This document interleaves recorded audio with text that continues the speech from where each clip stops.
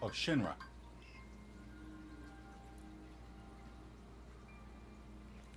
Hey guys, we are back for some more Phoenix Wright. Who is that guy with the weird looking goggles and the silver hair? And God, how many characters are there in this one game? Duh. Anyway, last time we met a girl A girl. similar to Maya, except she's a little too scientific about things. A little too scientific about things. And I don't remember her name.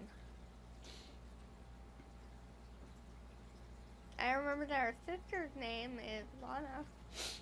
Emma. Oh, her name is Emma. Yes, Emma. Thank you. Emma Sky. Yes, Emma Sky. She taught us how to examine our evidence, which is really cool, actually. Pretty cool. And what else? Her sister, like I said, Lana Sky, is being accused of murder. What else is new? Seriously.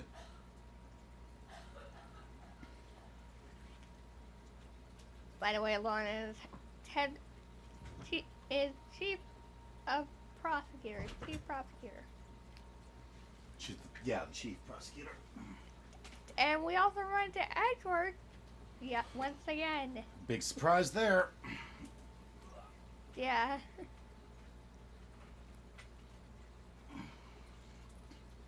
So yes, we yet to know who it was. Oh, by the way, we also met a sheriff from the Wild West. That's right, Bambina. Yes, Marshall. Marshall.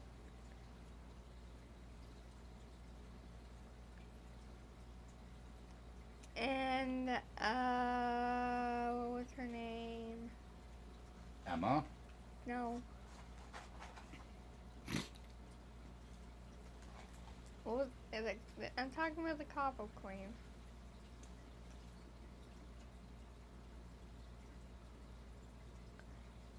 The lunchbox lady. The lunch lady. I know who you mean. Oh, you just can't remember. I can't remember her name. Yeah, we can't remember. Neither of us can remember her name. We'll find it soon enough. Yeah. So yes, we do not know what's about to happen today, but there's only one way to find out. So take it away, Sean.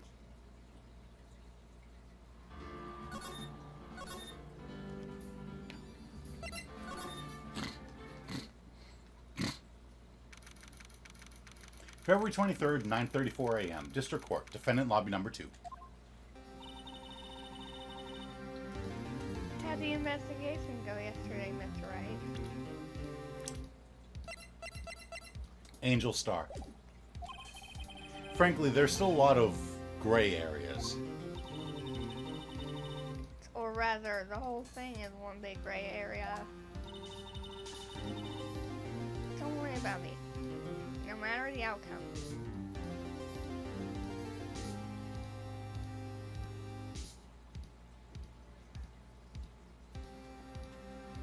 Can you hear me? That should be good. Can you hear me now?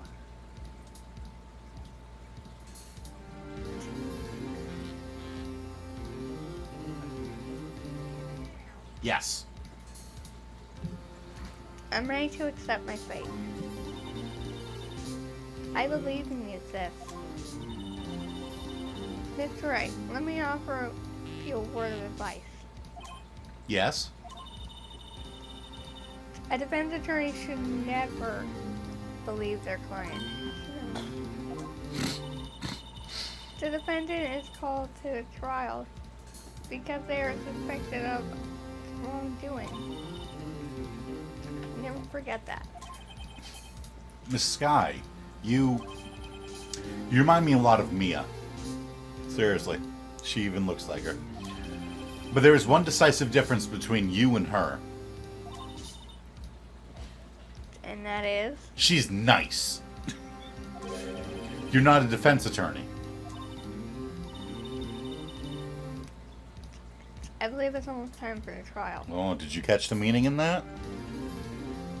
You remind me a lot of Mia. You know, you stand up for what you believe in your convictions. But there's one difference between you and her. You're not a defense attorney. You don't understand what we do. Good luck, Mr. Wright. My first trial without a Fae helping me. No one's gonna bail me out this time. I'll be alone in there. So I have to discover the truth all by myself.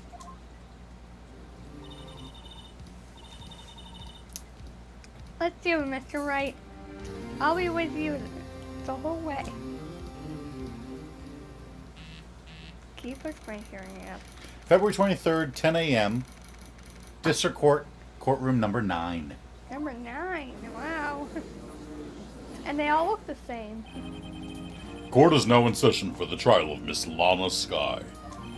The defense is ready, Your Honor. The prosecution has been ready for a while, Your Honor. Edgeworth. It's been 2 months, but I haven't been in a courtroom since this trial. I hope that personal feelings will not be a part of the proceedings today, Mr. Wright. I will choose the path I think is right, regardless of what those around me might say. The judgment to be made here is in our hands, not those of anyone else. He's like, this is just you and me, no one else. Very well, Mr. Edgeworth. Your opening statement, please. Chief Prosecutor Lana Sky has committed an unpardonable crime. Not only this, but she was rash enough to commit it in the prosecutor's office lot. Wow, he's much more forceful in person. Suddenly I feel like confessing to everything. However, she will now pay for her rashness with her life. There was a witness to her crime.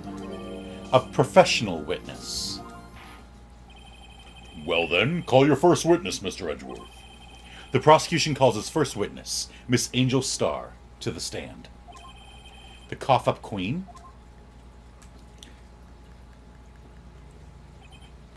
Right, I forgot he uses a little too many big words. Right. Haven't I seen you somewhere? You ordered the caviar lunch, right? Oh, caviar! I've never eaten caviar before. The judge is really wolfing it down. Ah, and for you, I have a fiesta bowl. Thanks. Will the witness state her name and profession? I'm you, sir. Did you order the fingerprint lunchbox? Okay, what is wrong with her? It is too early for lunch. Your name and profession, please. Well, Your Honor, how does it taste? So this is why everyone raves about caviar. It's so tasty it hurts. I always thought caviar would taste like pickled tapioca. What the heck does pickled tapioca taste like? Name, profession, now! Thank you. He's like, for God's sake!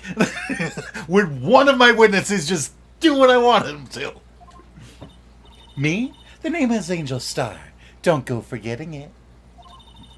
I find myself running Lunchland these days. Is that what you wanted me to say, Mr. Edgeworth? Very well, witness. Please describe the incident to us. The prosecution will wait. I'm not finished eating.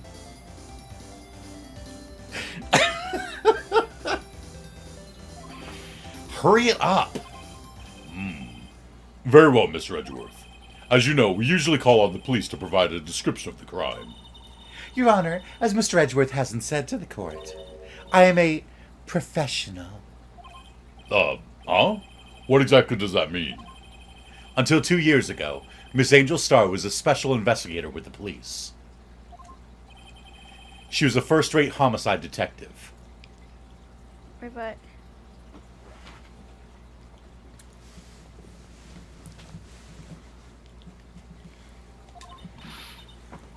What?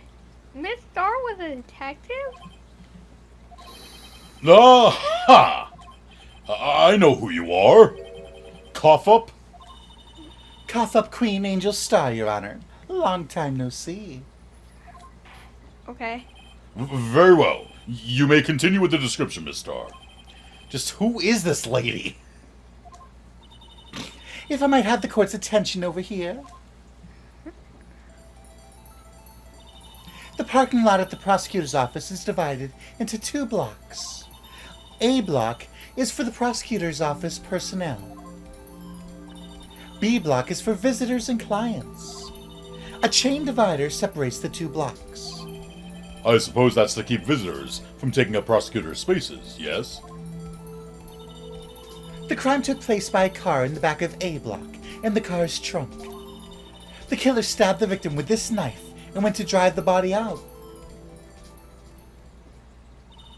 Unfortunately for her, there was a witness and an arrest was made on the spot.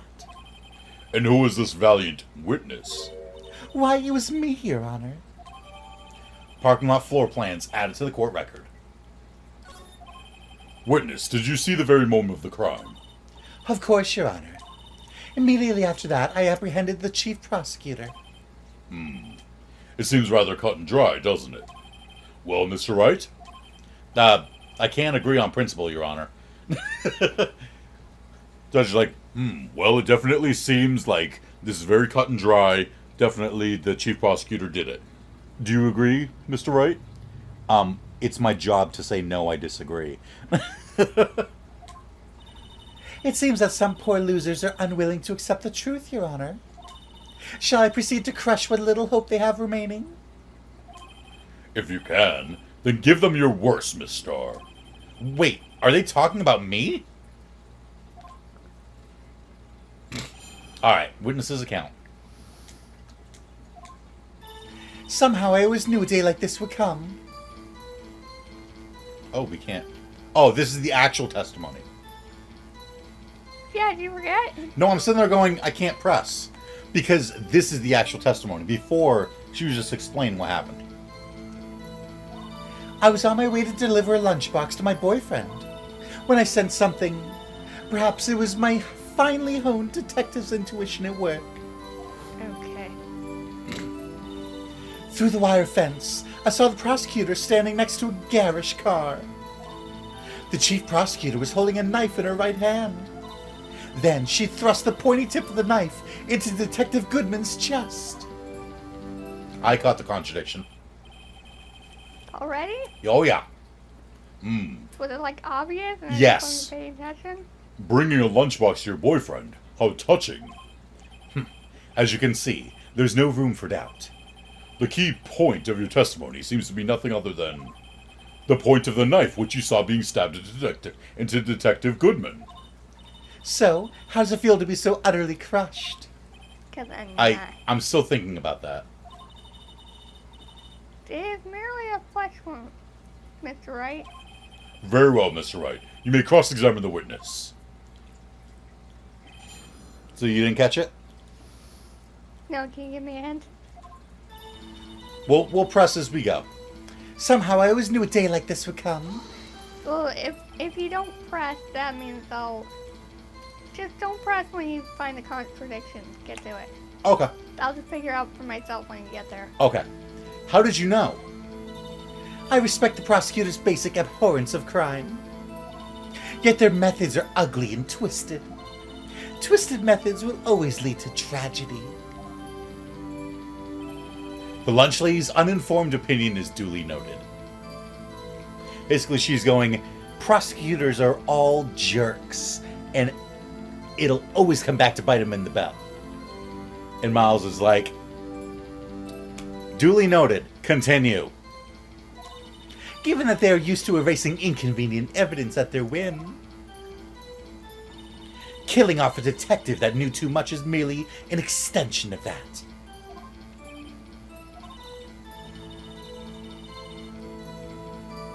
Miss Star, do you have something personal against prosecutors? No Really, food! Food, no! No food! Really, now? Food, no! No food! Food, no! I felt that I had found my dream job when I became an investigator. And if I hadn't been laid off by those prosecutors over there, I'd still be one. Laid off? She was fired. To me, prosecutors are nothing more than worms. That said, I am a pro, as you know. My testimony is unbiased and flawless. Very well. You may continue, Miss Starr. I was on my way to deliver a lunchbox to my boyfriend. Here's a little bit of a hint. Remember, where is her boyfriend's office? Right there in the corner. Okay.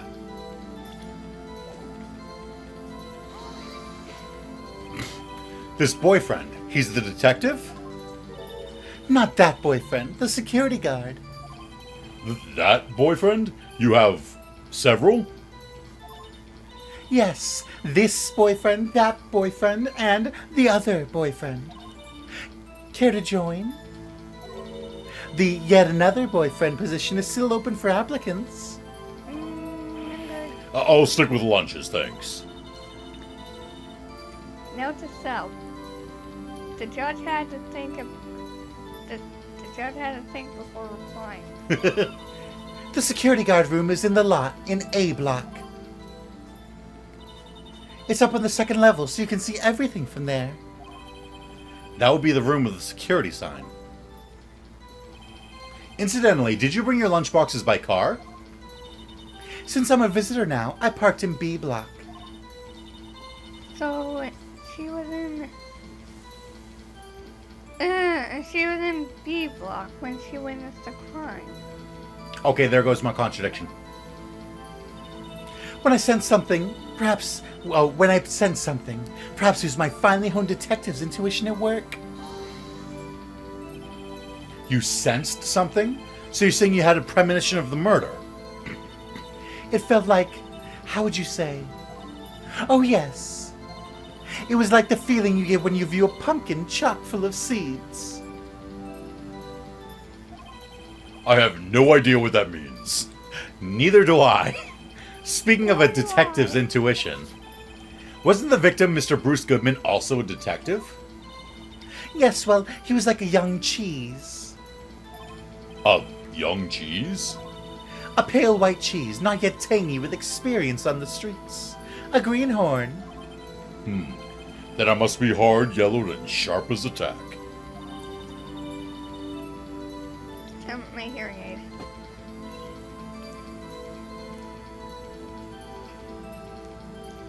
Yeah, with the odor of an old cheese match. In any case, there in the lot, I felt something stirring in the back of my mind. Through the wire fence, I saw the chief prosecutor standing next to a garish car. See, I thought that was the contradiction. Because I was going to point out, if she was delivering there, and the murder took place there, how would she have seen it through the fence that's over here? I forgot she's a visitor now, so she'd be parked over here. In fact, I think that's her truck right there. So she got out of this truck, and she had to go around to get to the security room. But when she got out, she saw the murder!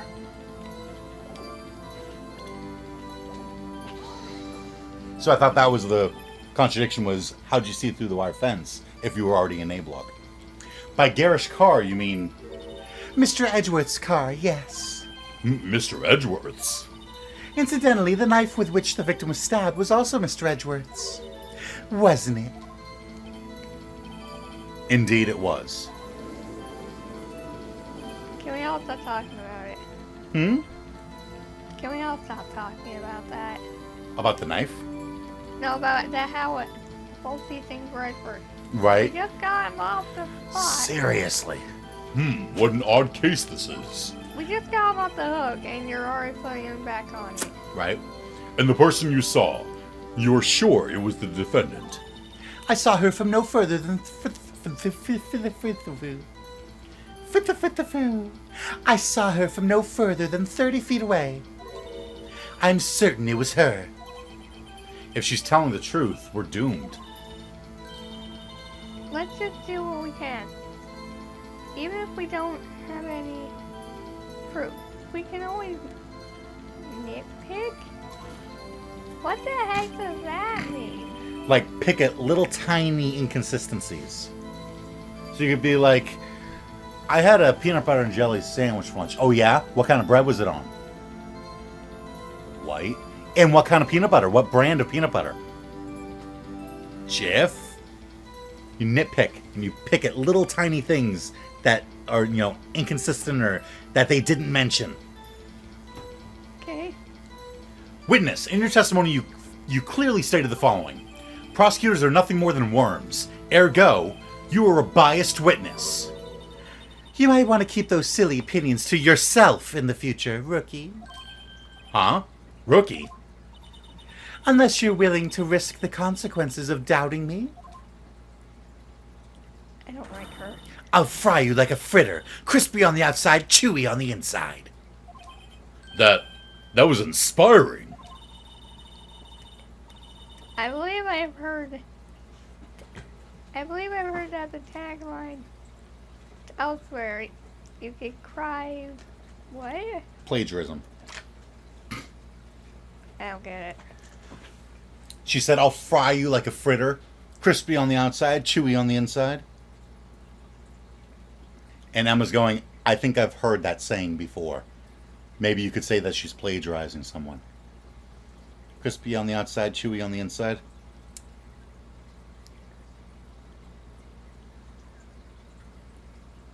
Have we? We have, he hasn't, but it's an actual saying. For some food, I don't remember what. I may be relegated to the lowly position of lunch lady, but my instincts are honed. A photograph? You took this? The moment I witnessed the crime, my reflexes took over and snapped. I took a picture. In fact, one of my lunchboxes is rigged with a camera. That makes no sense. I suppose that's more exciting than just hanging it around your neck. Witness, why am I only seeing this photograph just now? You think I'd show it to you, a prosecutor? Think again. My boyfriend works in the photography division of criminal affairs. Well, this is most certainly the defendant. Yeah, that's definitely her. Crime photo added to the court record. Moment of the crime is photographed by Angel Star. Uh-oh. That is unmistakably Lana Skye. So, what was the defendant doing at the time? Wait, look at her hand.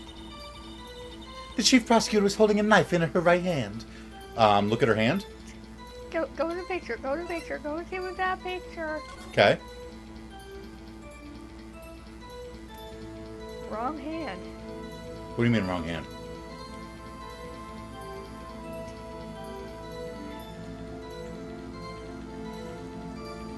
Oh, she doesn't even have the knife. Sorry, it's hard to tell for me sometimes.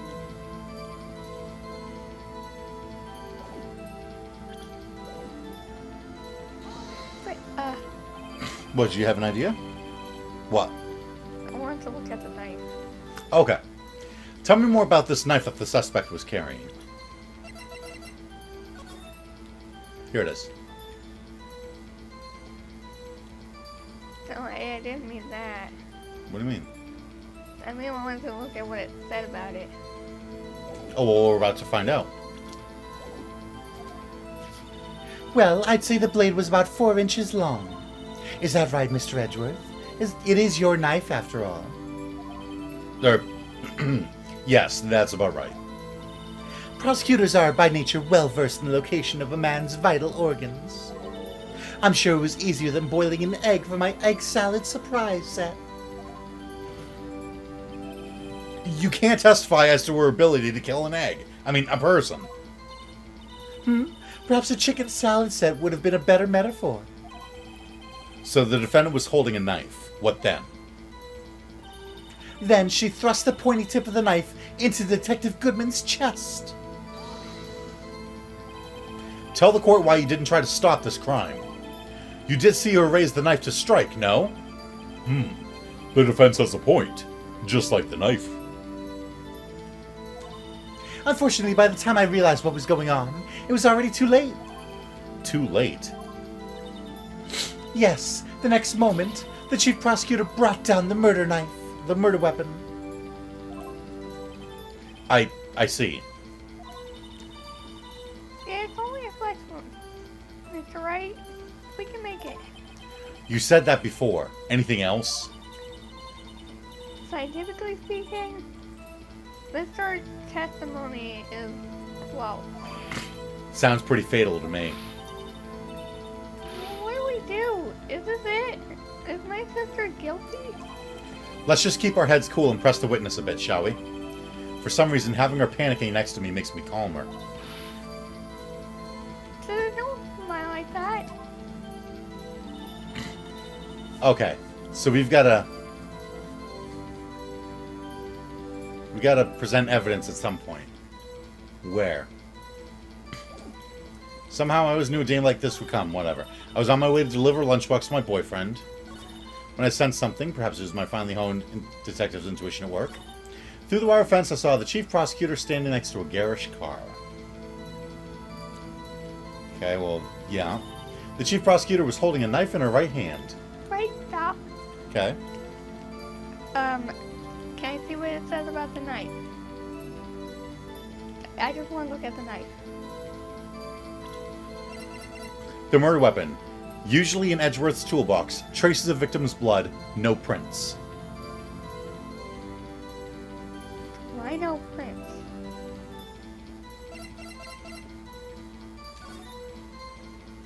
Because she's wearing gloves.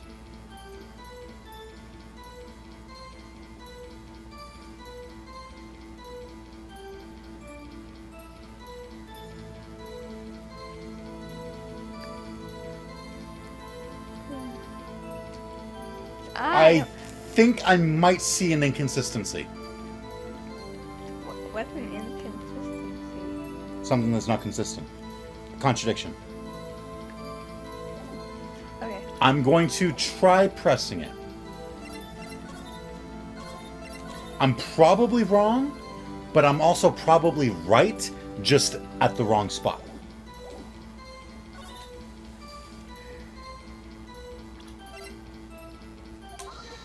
Oh, yeah! First try. And you witnessed this. You saw Miss Sky stab the victim with the knife. As I've already said, yes. I swear it on my finest salmon swirl lunch. Do you catch the inconsistency? No, I do not. Okay, so they're gonna explain it, but I want to explain it first because I'm really proud of myself for getting this. You so, are? yes. So pretend you're Goodman. I'm Lana Sky. I'm gonna stab you. So which hand is the knife in? You're right. My right hand. Okay, so I stab you. Where would I stab you? Would I stab you here? Would I stab you here? Where would I stab you?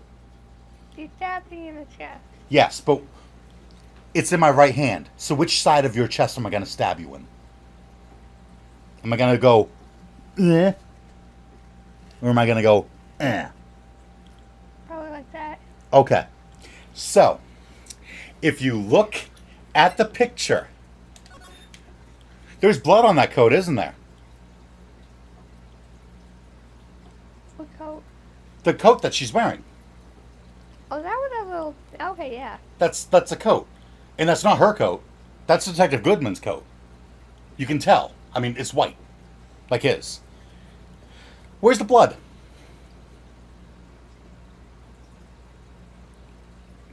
Oh, like where's the blood coming from? Where's the blood on the coat? Uh, Where's the dark spot on the white coat? Pretty much in the middle. Right here, yeah? Which would be, if you're wearing the coat, it would be here, yeah? How would the blood get there? From being stabbed, right? So yeah, I've got the knife in my right hand. I'm gonna stab you over here?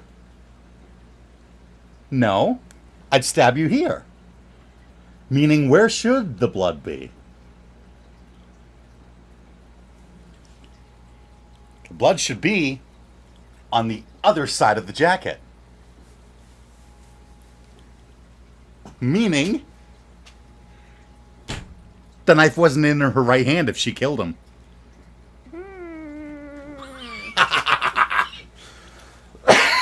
I never noticed that.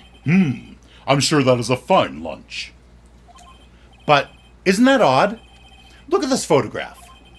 This is the photograph you took of the very moment of the crime, is it not? Then why is Miss Sky not holding a knife? Oh, that's what you're going for? Really? Okay, I'm probably like 7 steps ahead then.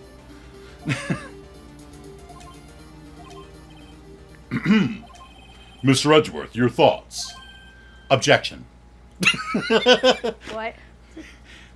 Like he goes, why is she not holding a knife if this was at the exact moment of the crime? Mr. Edgeworth, you want to say something? Objection. Right, I'm supposed to say something, sorry. You just totally forgot. That had to be the weakest objection ever, Edgeworth. Yet it was still stronger than your ever feeble mind, Mr. Wright. What do you mean, Mr. Edgeworth? This photograph was not taken the moment before the stabbing. This was taken the moment after the stabbing. And how can you tell that? Blood splatter. Huh? See the dark crimson stains on the chief prosecutor's coat? But it's a black and white photograph. Ah, yes, it's hard to tell, but this could be blood. Well, Mr. Wright, I see no problem here. No problem, except you. Mr. Wright, are you going to just sit there and take that kind of abuse? Ugh. You got a better idea? Objection or no problem? What do you think? Objection! Okay. Wait, that contradicts what the witness said in her testimony. Namely, that she took the picture the moment she witnessed the crime. Well, it seems I was slightly unclear. My apologies. That's it? If you run out of lunch, you order seconds. Problem solved. If you don't like it, try ordering the jumbo-sized lunch from the get-go. Good advice. I'm not sure I understood it, but good advice. I didn't have time to stop her. Prosecutor Sky was cold, calculating like a robot. Okay, so I was wrong because she is wearing a coat there. Still, the blood shouldn't have gotten on that side of the coat. She killed without pain or remorse. It was a premeditated murder. What's premeditated? Premeditated? How do you know? Premeditated? Pre. What does pre mean? Don't know how to explain it, but I know what it means. And meditate, if you're meditating, you're, in deep thought, you're thinking, you're planning. So what would premeditated mean? Already have happened? No, it means if something's premeditated, it means you planned it out ahead of time. Instead of it being spur of the moment, it's something that you planned. So she's saying Prosecutor Lana Sky planned to kill him, got him to come here, killed him. She did it on purpose. She was planning to kill him, and she did it. It was premeditated. Look at the chief prosecutor's hands in that photograph. Well, are those gloves? Surgical gloves made of thin rubber, most likely. Why would she have those on? If it was not premeditated, she would not be wearing those gloves. Wah! That doesn't make any sense. Why would she be wearing surgical gloves? except to hide her fingerprints. These gloves do seem to tell a tale of premeditation. Premeditated murder, a serious offense. Witness, add this to your testimony. The murder was planned. The rubber gloves prove it. What if she was just in the habit of wearing gloves? Like driving gloves? Phoenix actually has a point. The gloves were admitted as evidence when the defendant was arrested. They were rubber gloves of the kind used for autopsies. In other words, when the chief prosecutor came into the crime scene, she came to do murder. It's the only possible conclusion one can make.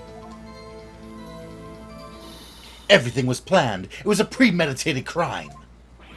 Ah! Impressive. I'm sorry they took you off the force, Miss Starr. This is bad. She's got them thinking this was all planned. If she can prove this claim, the trial's already over. I've got to think of a way to show that this wasn't premeditated. There's only a flex room, right? We can make it. You said it like 3 times now. Said that before. Anything else? Scientifically speaking, this our testimony is flawless. Sounds pretty fatal to me. What do you do? What do we do?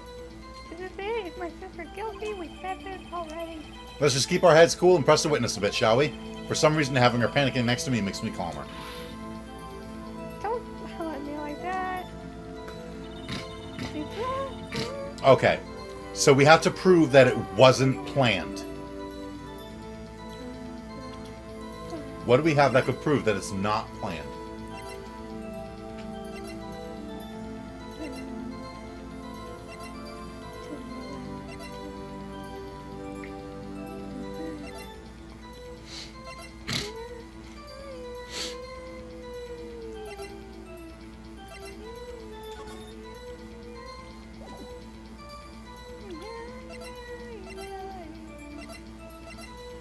The only thing I can think of would be this.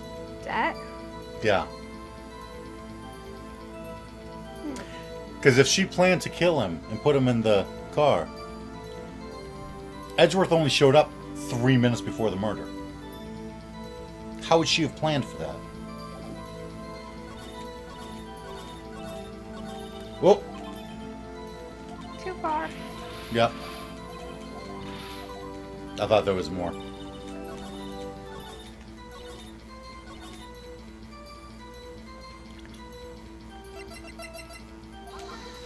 Nope. Your Honor, that statement contradicts this evidence. It does. I don't see anything contradictory. Huh? Really? Objection overruled. Try to think before you make accusations, Mr. Wright. Whoops, that didn't go so well.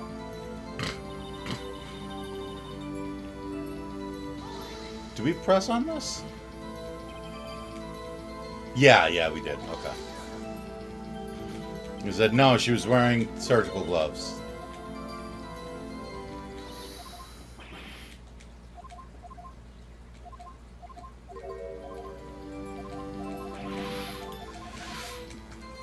So how do we prove it wasn't premeditated?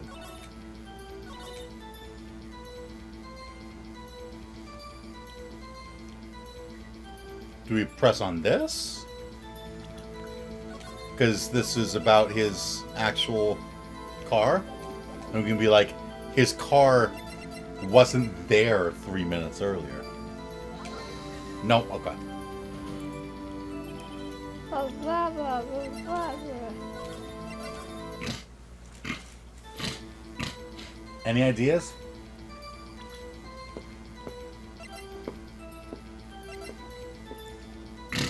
I don't know. Well,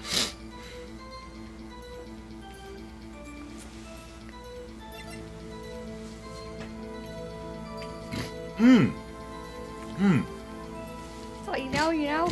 If it was premeditated, why would she use Edgeworth's knife that's in his trunk? If she was planning to kill him, why would she hope to find a murder weapon at the scene? What do you mean? I'm planning to kill someone. So I'm gonna go to where I'm gonna kill them, and then hope I find something I can use to kill them there. No. I'd bring something along to kill them with.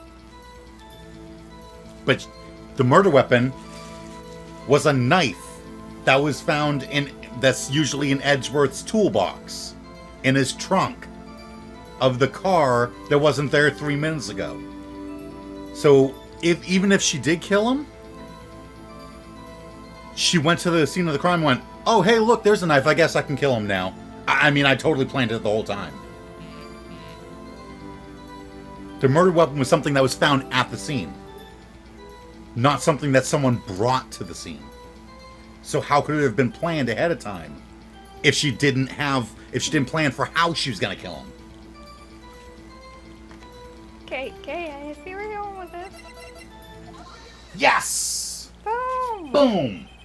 Witness, do you know what this is? Are you trying to test me? I sell boxed lunches for a living, you know. What does that have to do with anything?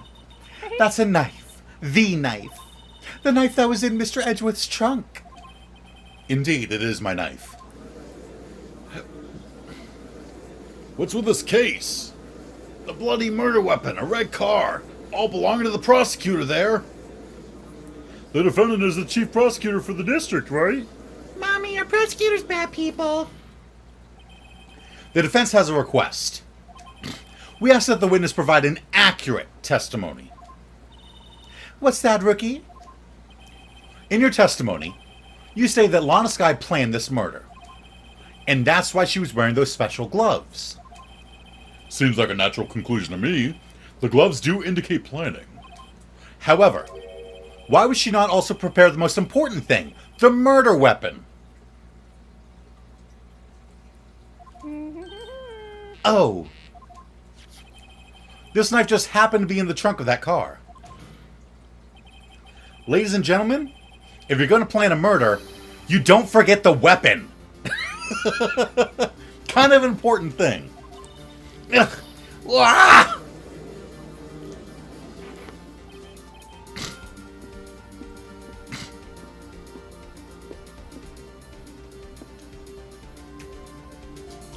Order! Order! Order! Great, now the tide is turning in our favor. Great show, Mr. Wright. My sister is good at 3. Uh-oh. Yeah, he's doing a little Right. thing. I believe the next lunch you'll be eating is humble pie. What? I hope you weren't deluding yourself into thinking that the tide has turned. Not over such a trifling detail. But this shoots a hole in the whole premeditated theory. Bah. The prosecution could care less if it was premeditated or not. The only one who seems to care is that lunch lady over there. The defendant, Lana Skye, murdered a detective with a knife. That is the only thing the prosecution need prove. Nothing else. Very good, Mr. Prosecutor. I suppose you think you're clever now? But you know as well as I do that she planned on killing him. It was planned. If it wasn't, why would she have been wearing... I believe I'd like to hear your testimony again. Witness, please tell us only what you saw, not what you thought. How dare you? My powers of deduction are not to be underestimated. Really now? She kind of freaked me out. You think? Oh, just a little. Just a little, huh? What's a deduction? When you deduce something? I don't know what that means. When you look at the evidence and figure out an answer. Lana Skye intended to murder Detective Goodman. That's why she called the victim all the way to the prosecutor's office. I'm sure the chief prosecutor had a grudge against the victim. Nothing else could drive that human machine to plunge a knife in again and again. The victim was summoned from the police department to the prosecutor's office. It does sound a lot like premeditation, doesn't it? So, if I ordered a pizza, does that mean I'm planning to kill the delivery boy? No. In any case, the defense may now cross-examine the witness. I noticed a contradiction. What is it? Well, just, you don't have to tell me. Just give me a hint.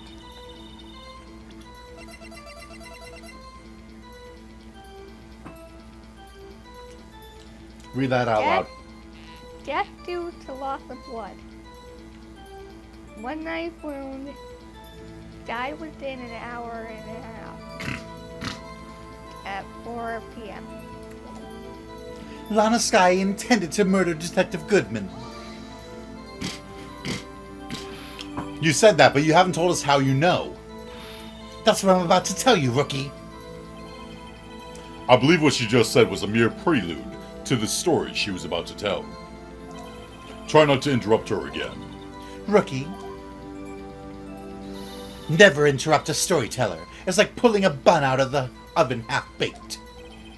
Something's half-baked here, all right, and it's you.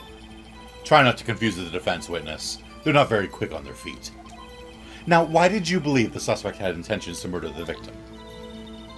Her actions speak for themselves. That's why she called the victim all the way to the prosecutor's office. You have no proof that Miss Sky called him there. You have no proof that she didn't. Mr. Edgeworth, thoughts? There's no record of a call made on the defendant, Miss Lana Sky's phone. She might have written him a letter. Come on, you could have tried public phone first, at least. In any case, the victim came to the prosecutor's office where he was murdered. I'm sure he had a reason to be there. Witness? Why do you think it was the suspect who summoned the victim that day? I'm sure the chief prosecutor had a grudge against the victim. What kind of grudge? Well, I wouldn't know that. Of course you don't. That's because she didn't have a grudge.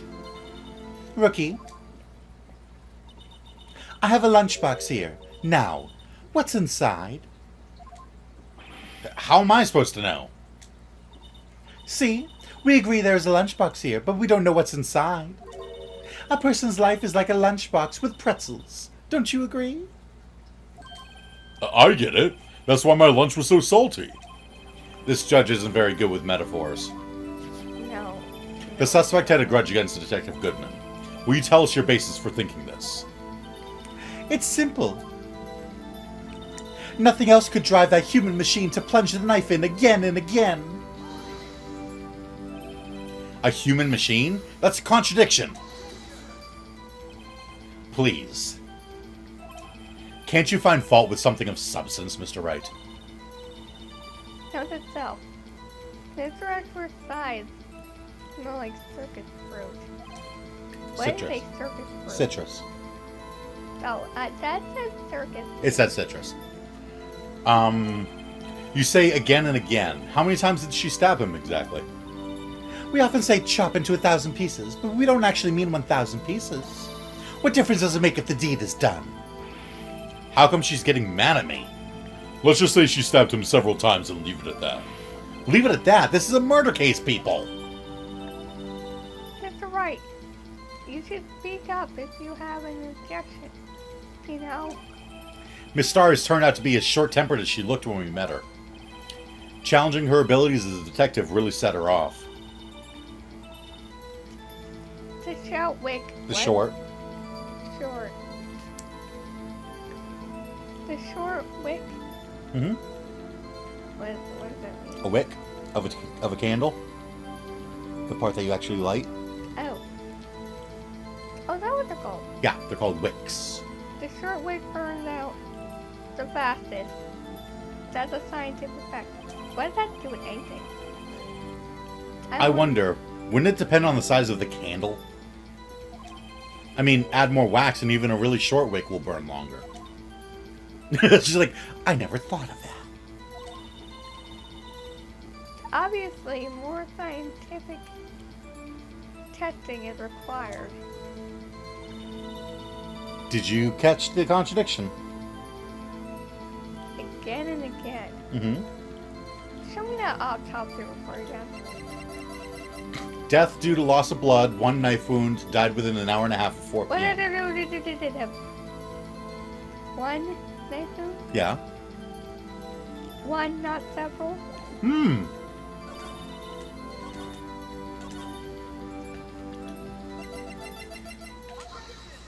Good eye. I know how to read. You say she stabbed him again and again, but you couldn't have witnessed that. Are you testing me? Then I'll test you. With my moss surprise. I'm afraid the moss is growing under our feet as we wait, Miss Star. What do you mean? I shouldn't have to explain this, but take a look. Even Edgeworth's like, seriously. You said again and again, and the autopsy clearly says. The autopsy report states that death was due to a loss of blood from one stab wound. Aha! You're right. Good show, Mr. Edgeworth. What a he's my hero, really. What about my objection? No one noticed? Hello? I'm the one who said objection. Well, witness? You get the crime scene set, right? Oh, thanks. I always believed that no one could ever mistake ketchup for blood. But now I realize that such mistakes are possible. So, you're saying you mistook something for blood? When she lifted her knife, I thought I saw blood at her breast. Splattered blood from her victim. That's why I thought she must have stabbed him at least twice. Then tell us what you saw that you thought was blood. Testify. Her red muffler looked like blood to me. That's how ghastly the whole scene was. Her red muffler? Yes, like a scarf. The chief prosecutor always wears one around her neck. So she can be easily hanged at a moment's notice, I suppose. She's right. Miss Sky was wearing a red scarf, wasn't she? But wait. Isn't it odd that you mistook that for splattered blood? Shut your mouth. Well, people often mistake my beard for a bib.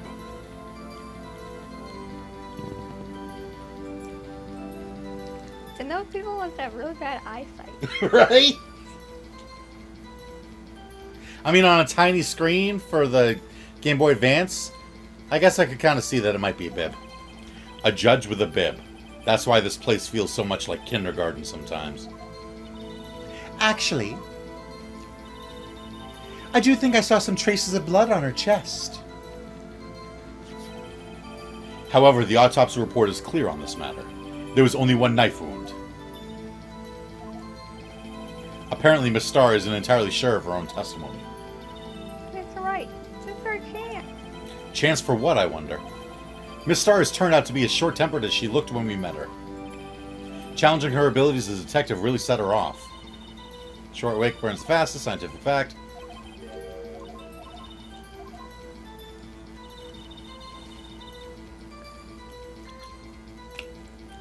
I saw her wearing the red muffler, and that I mistook for blood. Oh. Too far, too far, too far. You keep doing that. Her red muffler looked like blood to me. That's how ghastly the whole scene was.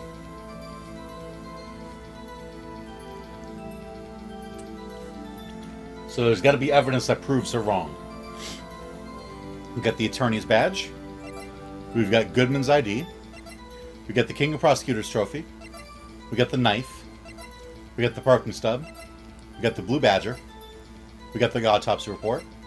We got Goodman's note. We got the cell phone. We got the parking lot floor plans. And we've got the knife. The picture. Yeah, the photo. Yes, sorry. Completely different things. Completely different. Mm-hmm.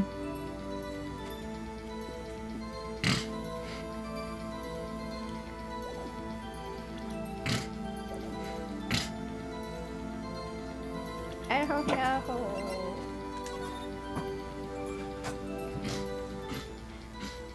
It's something in this picture, isn't it? No. It's not something in this picture. It's not? Mm-mm. Then then why are you showing it to me? Well, if it's not something that is in the picture, then it's got to be something that's...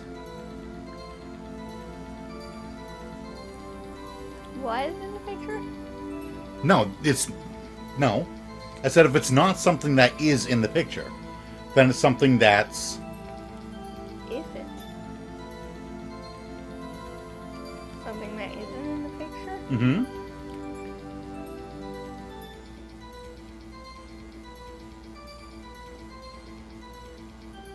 Take a good hard look at the picture. I really wish we could make it bigger. Right.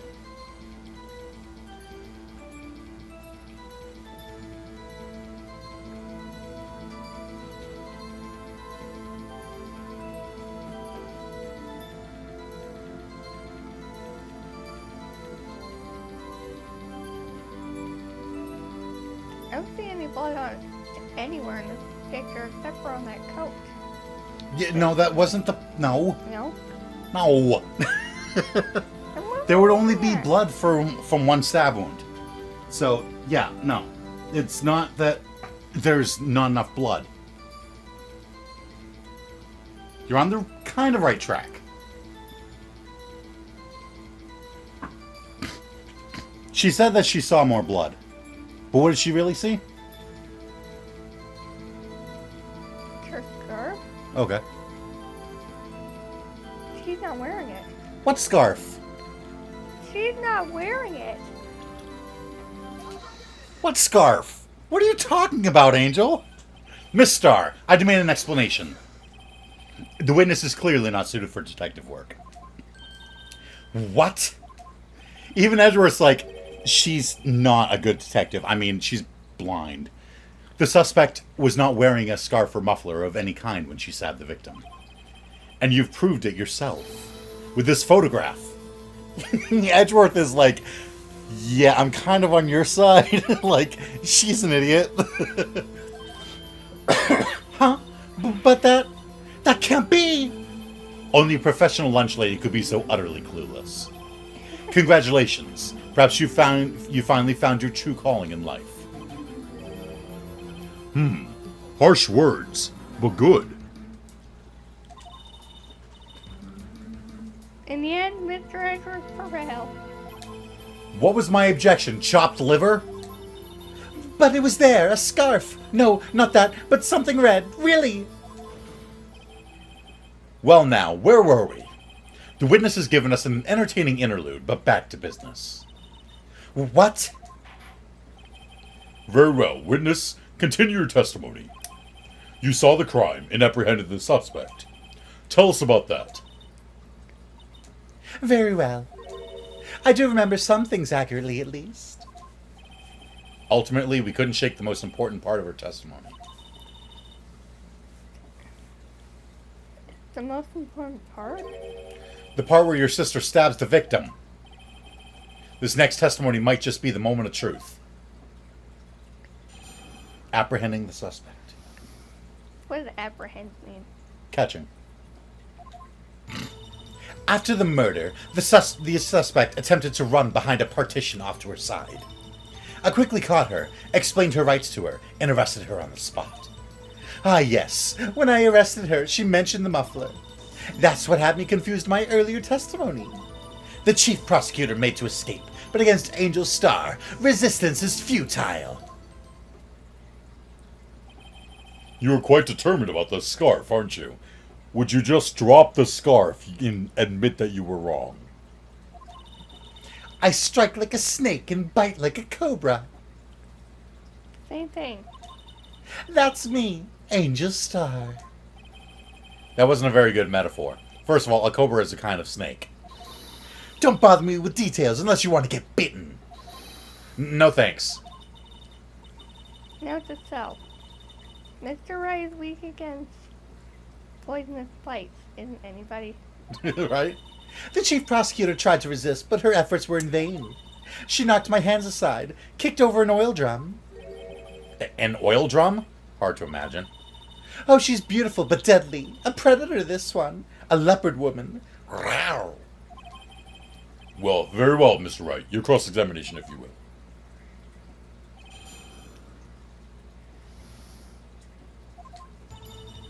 After the murder, the suspect attempted to run behind a partition off to her side. So where's this partition on the floor plans? I'm sure she means this wall next to the car. That's right. There was a wall there, about 6 feet high. She was obviously trying to hide herself. Quite a natural thing for a criminal to do. And what did you do then? I quickly caught her, explained her rights to her, and arrested her on the spot. You say quickly. Were you close to the suspect? As I just said, I was only 30 feet away from her the whole time. Maybe I should press her for more details? Presser. I'd like to see this on the floor plans, just to be safe. The lunch lane car was... there. She was a visitor. Thus she was parked in B block. So you witnessed the murder from... here? That would make it about 30 feet from the car, yes. Is that correct, Miss Starr? Yes, that's right. But there was a chain link fence in front of you. I went over it, of course. Amazing. The cough-up queen. Lunch lady athlete, indeed. It would have taken her a little time to climb over the fence.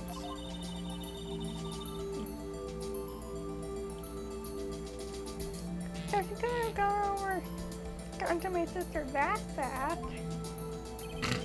Yeah, that fence was about 9 feet high, too. So how did Miss Sky not get away? Ah, yes, when I arrested her, she mentioned the muffler.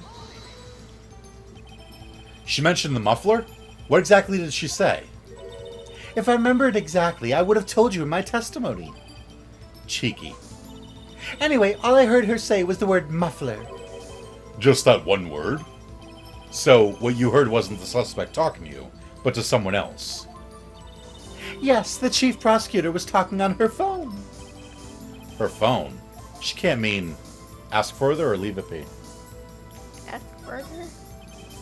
By phone, do you mean this cell phone discovered at the crime scene? Yes, ultimately. Ultimately? My memory is like a salmon heading upstream, you know. No, the court doesn't see, Miss Starr. The chief prosecutor first attempted to use the phone hanging on the wall. On the wall? That's right. Near the car, there was an emergency phone on the wall. Apparently it was out of order. And so she used her cell phone. Indeed, the emergency phone was out of order that day. Good witnessing, witness. Good witnessing? Whatever happened to good testifying? You should, of course, add this to your testimony. The things I do to please this rookie defense attorney. Lana's cell phone updated. The word muffler was overheard during a call made to Emma at 518. I saw it all, how she tried the phone on the wall but had to use her cell instead. Do you think you could restate your testimony for the court? Aha! I was going to ask the same thing. I'll only say this one time, so listen close, rookies.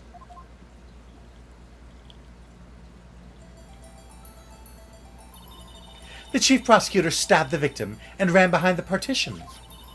Then she picked up the emergency phone on the wall, but it was out of order. So she pulled her own cell phone out of her pocket. And during that time, you climbed over the chain link fence. then when I boldly grabbed her arm, the chief prosecutor hung up her phone. And you saw her doing this? What is it, Mr. Wright? The chief prosecutor made to escape, but against Angel Star, resistance is futile. She made to escape. Can you be more specific? She brushed aside my hand and ran. It was a terrible sight to see, like a dollop of lard on a pâté of foie gras. I don't even know what Huh? it is. Lard. You know what lard is? Like fat that you use to like cook things with to make it, taste better. And foie gras is like duck liver. So she's like, whatever the first line that she said she ran away like a lump of butter on a delicious piece of duck liver. Whatever the heck that's supposed to mean. She even kicked over an oil drum at me. An oil drum? There was an oil drum lying on its side at the scene of the crime. But it's strange. What's that? If she wanted to escape, why didn't she run the other way? The parking lot entrance. Yeah, remember the oil drums are this way. Towards the scene of the crime. The entrance is that way. So why would she run that way and kick over a drum? But that's right. It doesn't make any sense. That she didn't run away. That she would. That she would run from behind the... Partition. The what? Partition. What's partition? It's the little wall that's like 6 feet tall. Partition to the oil drum. Excellent. More mysteries. I wish we could solve a few before finding more, though. So Miss Sky tried to run. I'm sorry my sister is so suspicious, Mr. Wright. Not as sorry as I am. But you didn't do it. You have to believe me. Did you catch the contradiction? Now did you? Pretty sure I did. So after the murder, the suspect attempted to run behind a partition off to her side. Remember, that's the wall that's like 6 feet tall. I quickly caught her, explained her rights to her, and arrested her on the spot. Ah yes, when I arrested her, she mentioned the muffler. I saw it all, how she tried the phone on the wall but had to use her cell instead. The chief prosecutor made to escape, but against Angel Star, resistance is futile.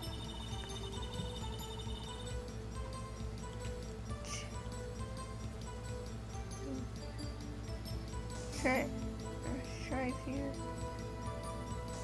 Says you're so... I don't know!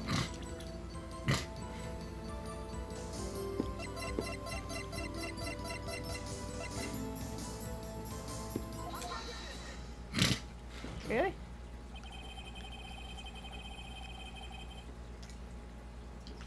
Miss Starr, I have to conclude that you have a personal grudge against Miss Lana Sky.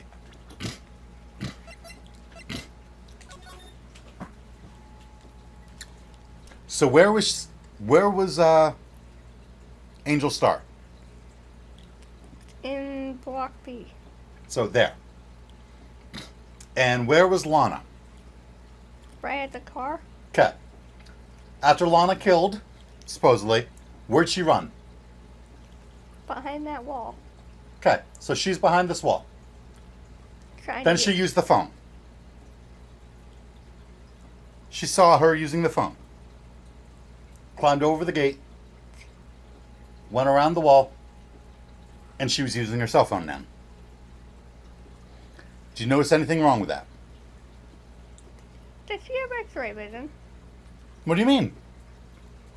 How do you see through a 6-foot tall wall? I was going to say, if you didn't get it, I was going to be like, what am I doing right now, Kat? I'm totally checking the payphone, aren't I? Can't you tell?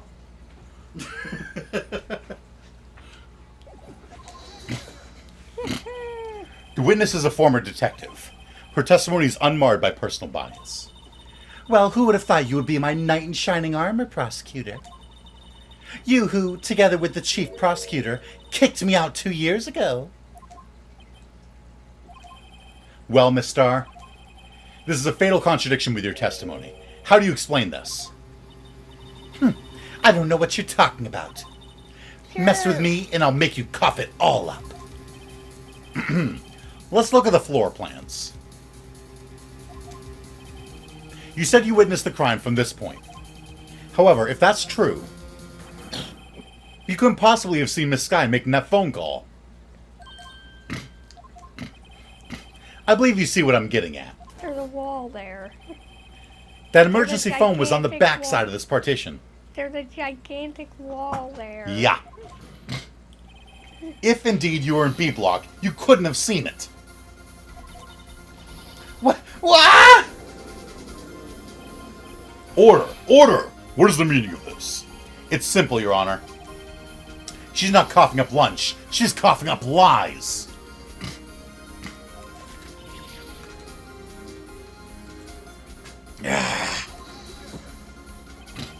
That's quite a claim, Mr. Wright. Perhaps you will allow me a question. Tell us exactly what lie this witness has told the court. Here's where the counterattack begins. I can't afford to get this wrong. The witness lied about what she saw, where she saw it, or the order of events. Dad, what do you think? I think she was in A block. Yeah. Miss Sky tried to use the emergency phone, but it was out of order. What is significant about this fact? Nothing. Therefore, it would be pointless for Miss Starr to lie about it. Pointless to lie. I see. But say the witness did actually see Miss Sky using the emergency phone. Yeah, since Lana didn't use the emergency phone, but it was broken. So Lana obviously, like, why would Angel lie about her using the phone if it didn't even work? It would mean Miss Starr witnessed the crime from a different location. A different location? Now that's a pointless lie if I ever heard one. Before you call my lie pointless, at least let me tell it. I don't think that came out the way I wanted it to. Let me ask a question to our clever wordsmith, Mr. Wright. Just where was the witness when she saw the crime? All the testimony we've heard until now points in one direction. The place from where Miss Starr witnessed the crime was here. Where? Where was she? She said she was 30 feet away, but definitely still in the A block. Definitely in the A block? Yeah, A block. Okay. Where in the A block? She said she was 30 feet away.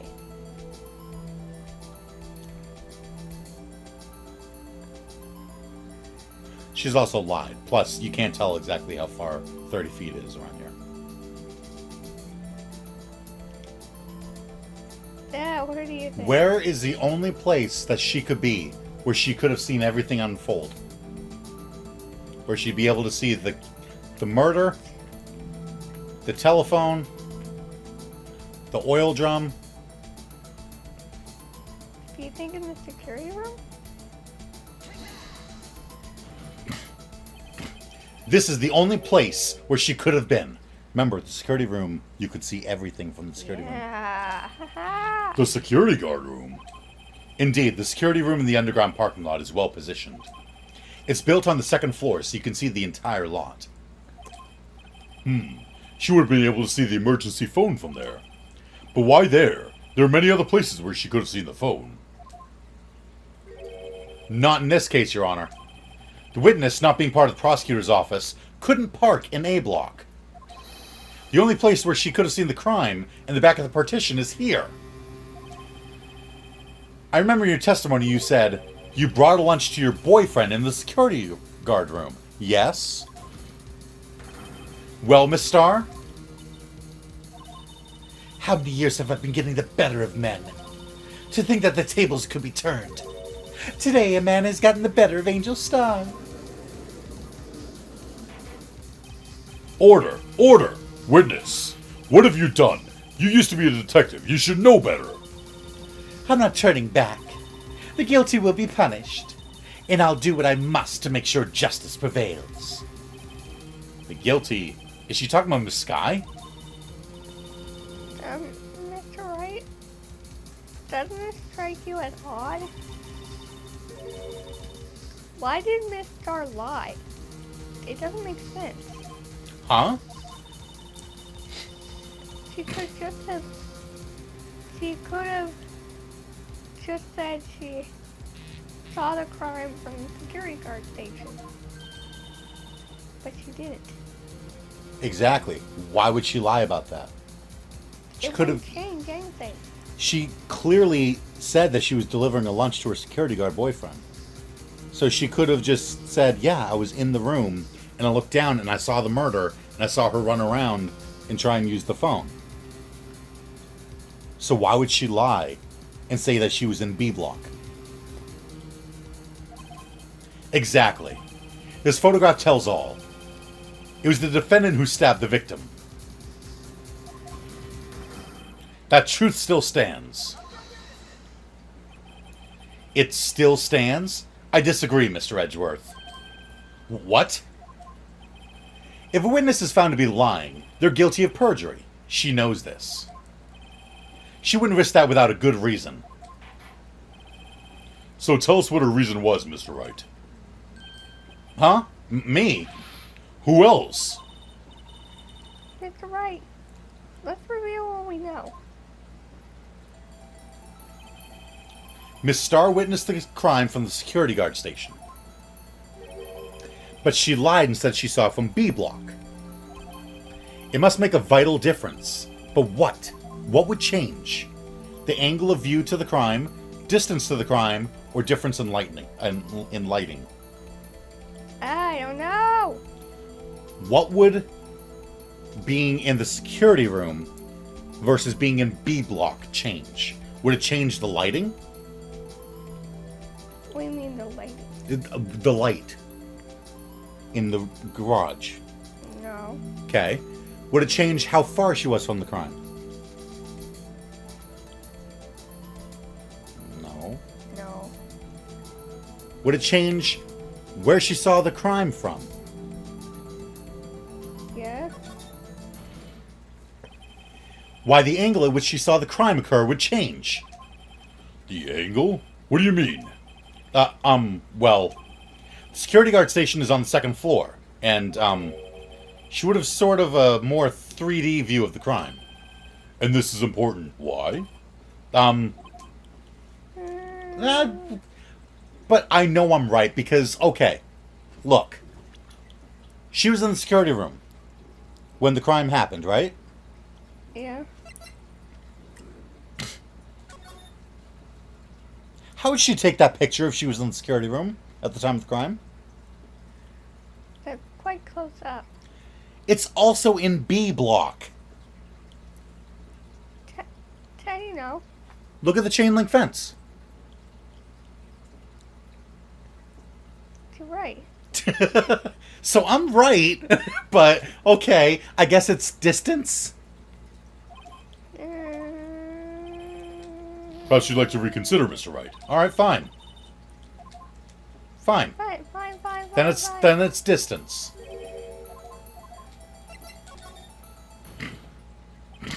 It changes the distance between her and the scene of the crime. Okay, we got it right this time. My condolences, Mr. Wright. But when we look at the floor plans, and it's quite clear. The distance between the scene of the crime and the guard station is 30 feet. I don't see how that would change what she could see. What she saw is not in question here. What matters is the time it would take her to reach the scene of the crime. Miss Starr, you witnessed the crime from the security guard station. Now, how long did it take you to go from there to the scene of the crime where you arrested Miss Skye? Well, witness? You... Yes? You ordered the squid wheels, right? The quality of my lunches has gone from low to inedible. I was bringing a PB&J lunch with fresh boysenberry jam to my boyfriend. Boysenberry for the boyfriend. He wasn't in the station, so I waited. I witnessed the crime from the glass-walled station. And before I knew what I was doing, I found myself running towards the scene. But the door was locked. I couldn't open it.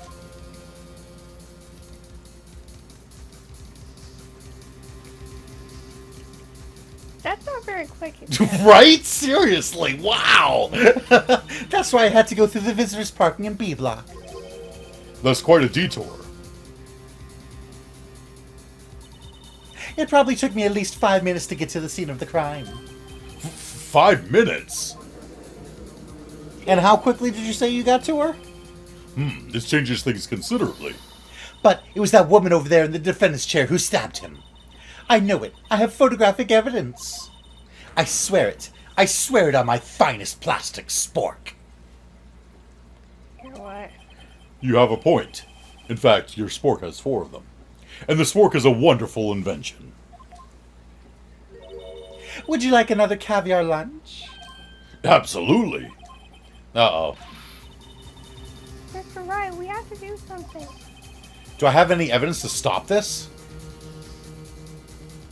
Raise an objection or sit back and observe? It's always raising objection, isn't it? Right? I'm pretty sure. I think there's like one time when you're supposed to just let them talk. 5 minutes between the witnessing of the murder and the arrest. Think about it. You could make pasta in that amount of time. But no self-respecting Southerner would ever use instant grits. If you like it al dente. What? What? I've got lunch boxes that tie pasta into knots, rookie. A 5-minute blank. Isn't that strange?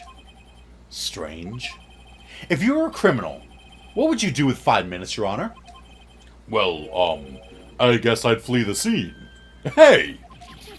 Don't get the wrong idea. I didn't kill anyone. But you had the instincts of a killer. You would run. But this time was different. Miss Skye dawdled at the scene of the crime. She even had her picture taken. No true criminal would act this way. It's inconceivable. Yeah! Well then, it seems we've come to the end of this testimony. The witness has a grudge against the defendant, and a blank in her testimony. Mr. Edgeworth, is the next witness ready to go? Unfortunately, I appear to have overestimated this witness on account of her professional history. We did it. We screwed that shut. We screwed that case shut, Mr. Wright. That was too close. I'm afraid that the cough-up queen has been dethroned. And with that, court is adjourned. He's wrong, I get it. Oh!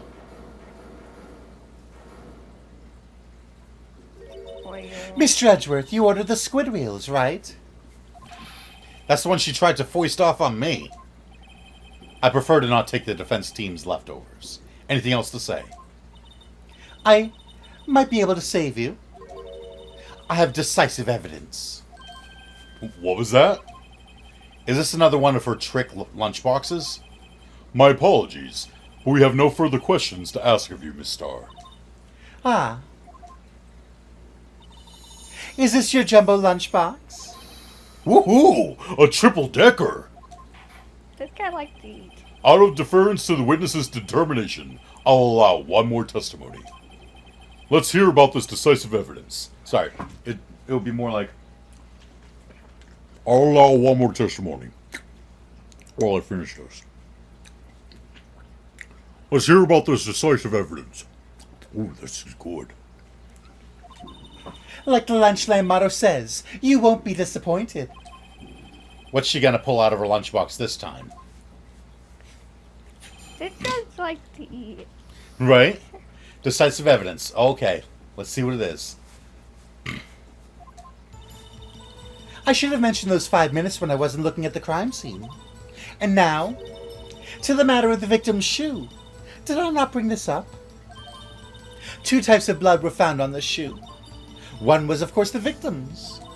And the other blood type matched that of the defendant, Miss Lana Skye. This shoe proves it as flawless, decisive evidence. Why would her blood be on it? Well, what? There was blood found on that shoe? Try Lunchland for all your lunch and decisive evidence needs. Witness, what's the meaning of this? Why is this the first time I've heard of this evidence? Like, this is the second time now. He's like, why are you not sharing the evidence with me? Simple, as I've already said. I don't trust you with evidence, Mr. Edgeworth. That's why I took the liberty of investigating this myself. And You had blood tests performed? Didn't I mention?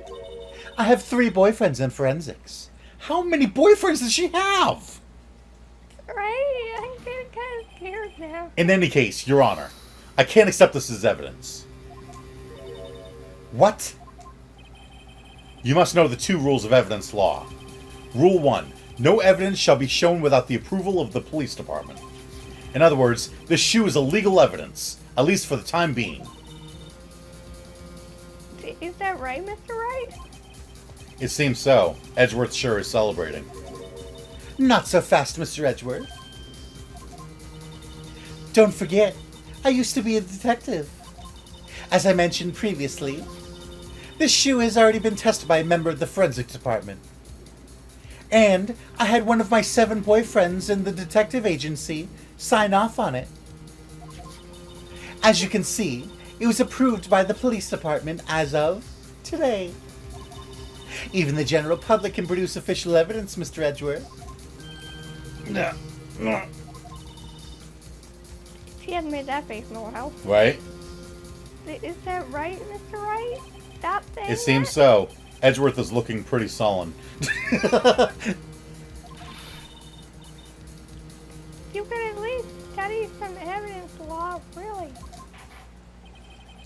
The prosecution's complaints notwithstanding, it appears that this evidence satisfies the first rule of evidence law. However, it seems you have yet another count against you, witness.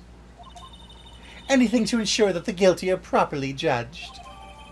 Victim shoe, white enamel shoe, bears traces of blood from Goodman and Lana Skye. Very well, Mr. Wright. You may cross-examine the witness. I need to go the other way.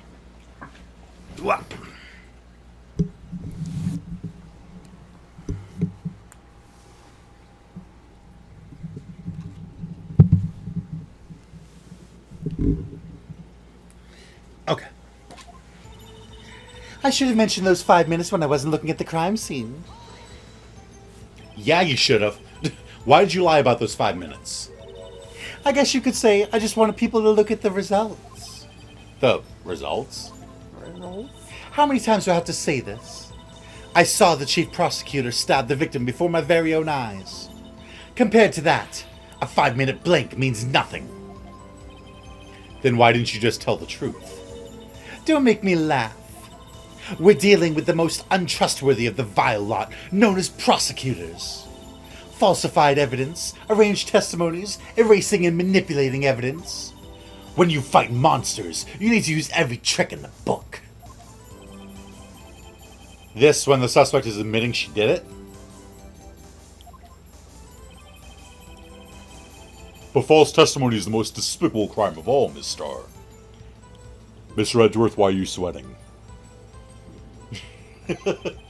Let's just get this over with.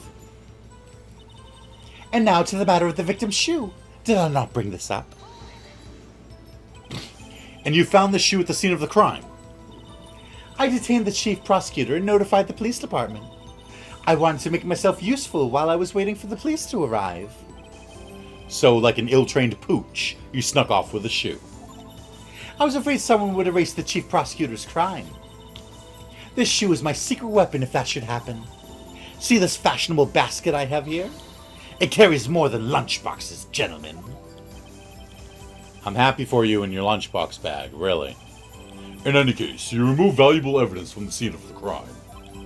Now, tell us what you did next. 2 types of blood were found on the shoe. One was, of course, the victim's.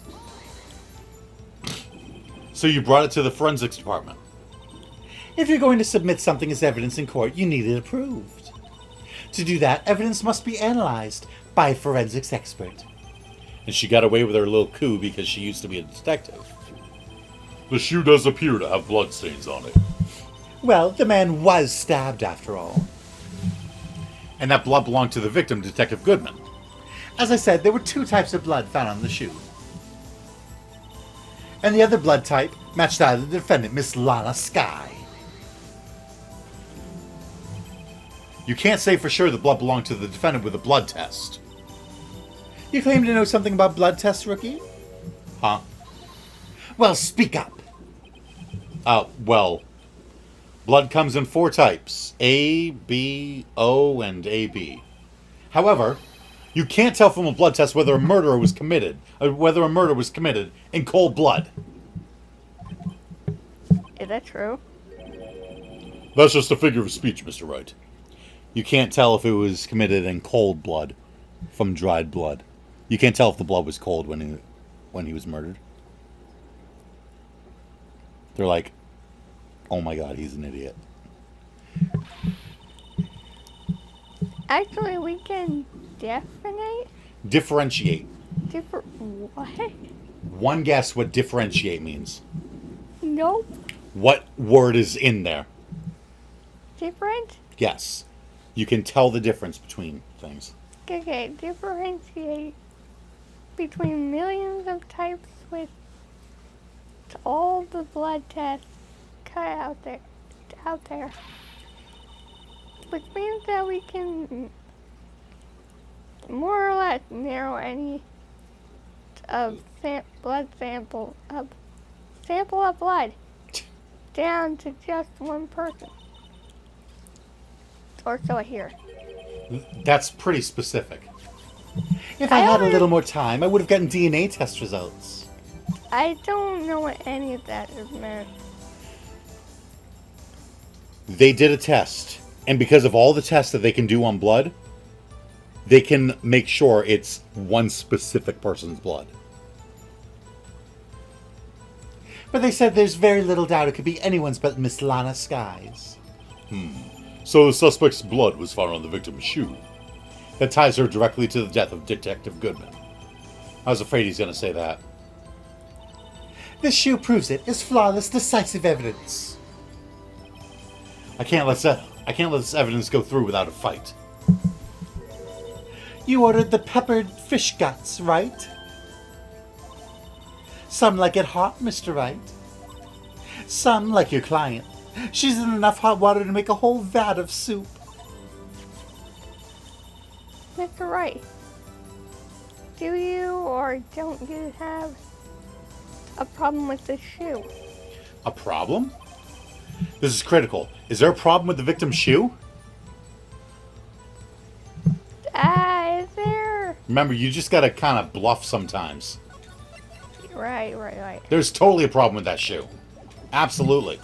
Okay. If I'm not imagining things, the music just stopped, which means I made the right decision. I say there's one critical problem with this evidence. A clear contradiction. That gleam in your eyes. You're still young, rookie. I'd give you a peppered fish gut now. But you couldn't take the heat, could you? Let's hear what Mr. Wright has to say. What is contradictory about the victim's shoe? Show us the problem with this evidence. What? What?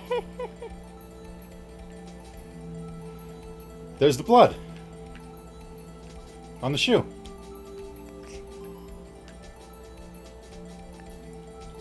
It won't let us. No, you just have to pick where we present, what we show off. Is it in the shoe? No?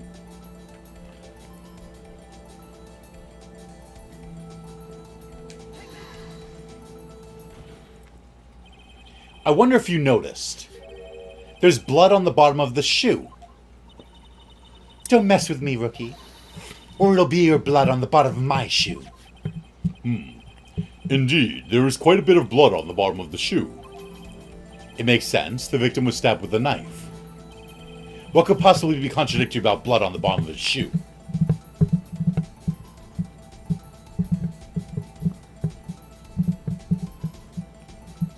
What could possibly be wrong with blood being on the bottom of his shoe? Let me see that autopsy report. Death due to loss of blood, one knife wound, died within an hour and a half of 4 p.m.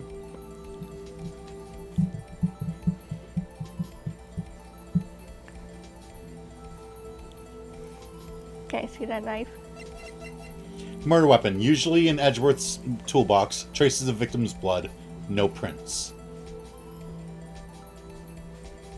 I don't know.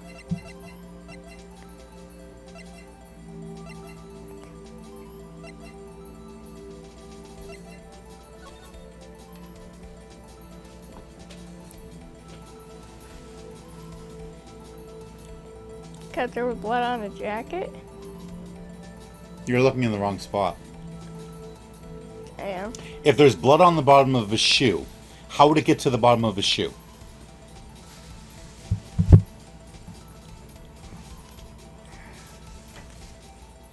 He would have had to step in blood, yes? Yes. What blood? There's no blood. I'm pretty sure. Yes! Oh! The problem lies in the footprint. The footprint? Note that the bottom of the victim's shoe is covered in blood.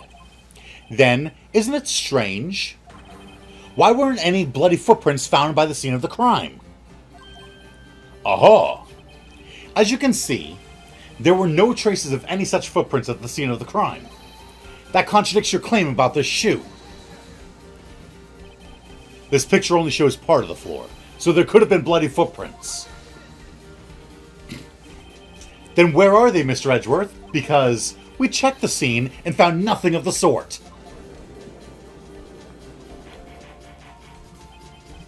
Order! Order! Order! Well, witness? What? Huh? Great going, Mr. Wright, but it's true the lack of a footprint is a contradiction. But then we have to ask, why wasn't there a footprint? Oh, that's true. There has to be a reason why there wasn't a footprint. Think Mr. Wright, think. Hey, I don't know why it's not there. I'm just good at finding contradictions. What?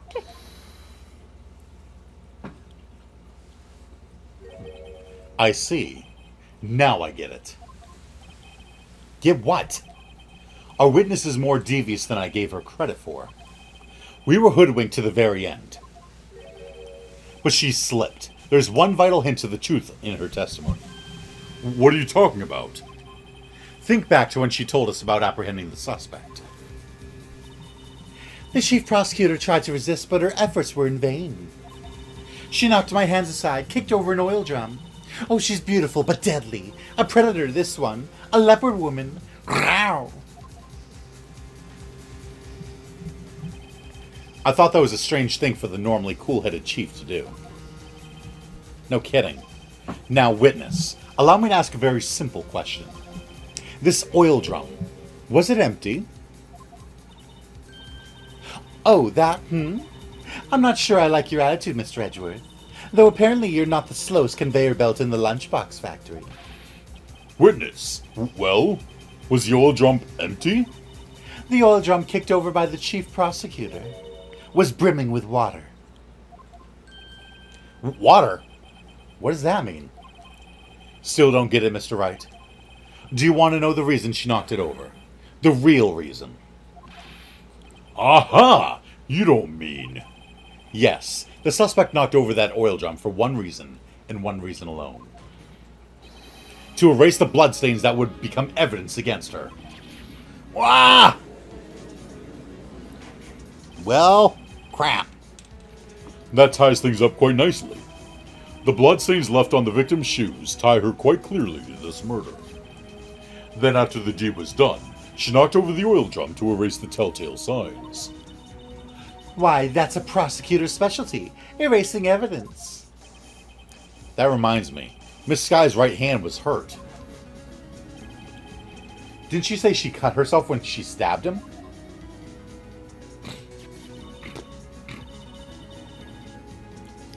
So that's when my sister's blood got on the shoe? Well, I see no reason to prolong this trial. Then that's right. Do something, please. What? What can I do? Your sister has confessed to the crime, and she tried to conceal it. thought. Enough. There is no need for further debate. The verdict, Your Honor. Very well. But Angel Star is on the prosecution side. She could have been lying about the water. This court finds the defendant, Miss Lana Sky. Hold it! Little girl, what did you just say? Huh? Me? Did you say that I, Angel Star, was on the prosecution's side? Whoops. Remember who she hates. Well, yeah, you are. You're saying my sister hid evidence by erasing the bloody footprints. Well, I thought you'd had your fill, but here you are demanding a second helping. Another lunchbox. A lunchbox called evidence. Wait, witness, don't tell me you have something else. The time for deliberations has passed. Any further comments and you will be held in contempt of court. Your threats don't scare the cough-up queen. Look at this. A photograph? I had it just in case anyone had the gall to suggest that the white shoe didn't belong to the victim. I see no room for error in this evidence. Mr. Wright. Look at the asphalt. Asphalt. In this photo. Hey, it's clearly wet. Okay, apparently I don't get to look at it. Nope, you don't. Erasing the last trace of doubt from the court's mind. Immediately after the murder, the crime scene was washed with water. I'm sorry, Mr. Wright. Guess I couldn't help after all. It's not your fault. I knew I couldn't win this case from the beginning. And it seems this is what your sister wanted anyway. Can you push my hearing aid down a little? I'm sorry, Mia.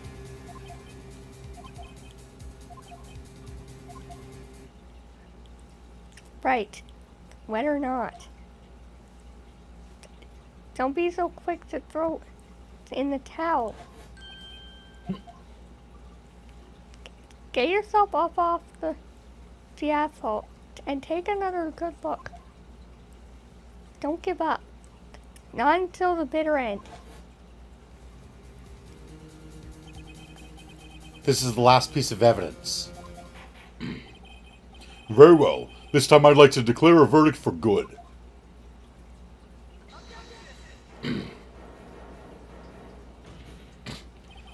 Your Honor, wait. What is it with you people? Can't I hand down my verdicts in peace anymore? Whatever it is, can it wait? No, it can't. Then it'll be too late. Look at this photograph, the last one submitted.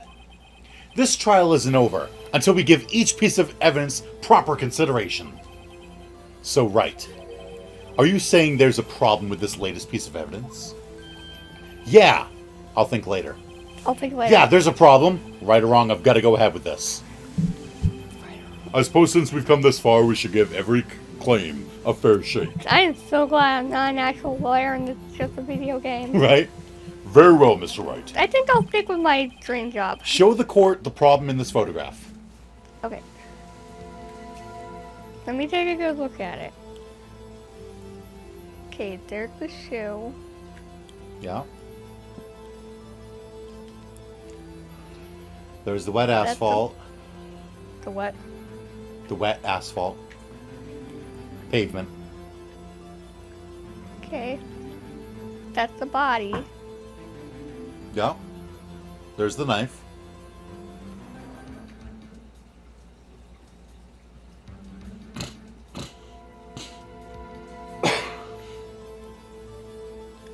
It did belong to the victim.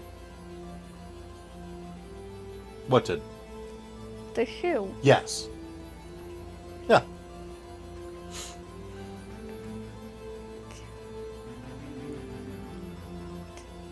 You look closely. Is anything.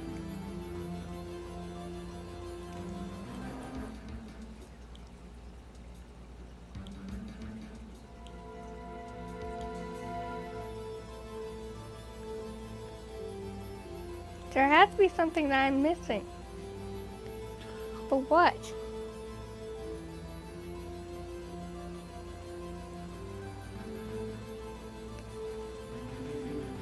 What is that? The problem in this photograph is here. What's this? There's something poking out of the car's muffler. Wait just a moment, Mr. Edgeworth. Your Honor? You just said muffler. However, I see no trace of a muffler or scarf of any kind in this photograph. My God, the judge is an idiot. A muffler is also a part of a car or motorcycle, Your Honor. Just think of it as part of the exhaust system. A pipe. I see, and I see. What's that suspicious-looking cloth sticking out of the car's muffler? So what if there is something sticking out of the muffler? What does that have to do with this case? Nothing. Absolutely nothing. Sorry, Miss Starr, but it's not going to be that easy. In fact, you've already told us why this is important to the case. You said as much in your testimony. What? Let's hear what Mr. Wright has on his mind. Tell us why you think this piece of cloth on the muffler is related to this case.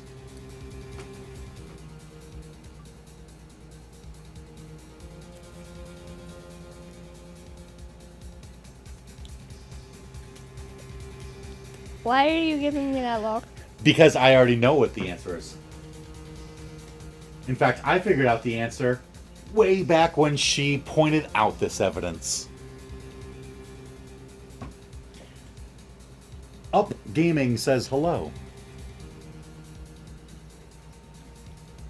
You're the only person in our chat so far. And hello. Hello. Yeah, I don't know. Alright, let's go through the evidence one by one. Attorney's badge. No. Goodman's ID. No. The King of Prosecutors trophy. No. Edgeworth's knife. No. Parking stub. No. Blue Badger. No. Autopsy. No. Goodman's note.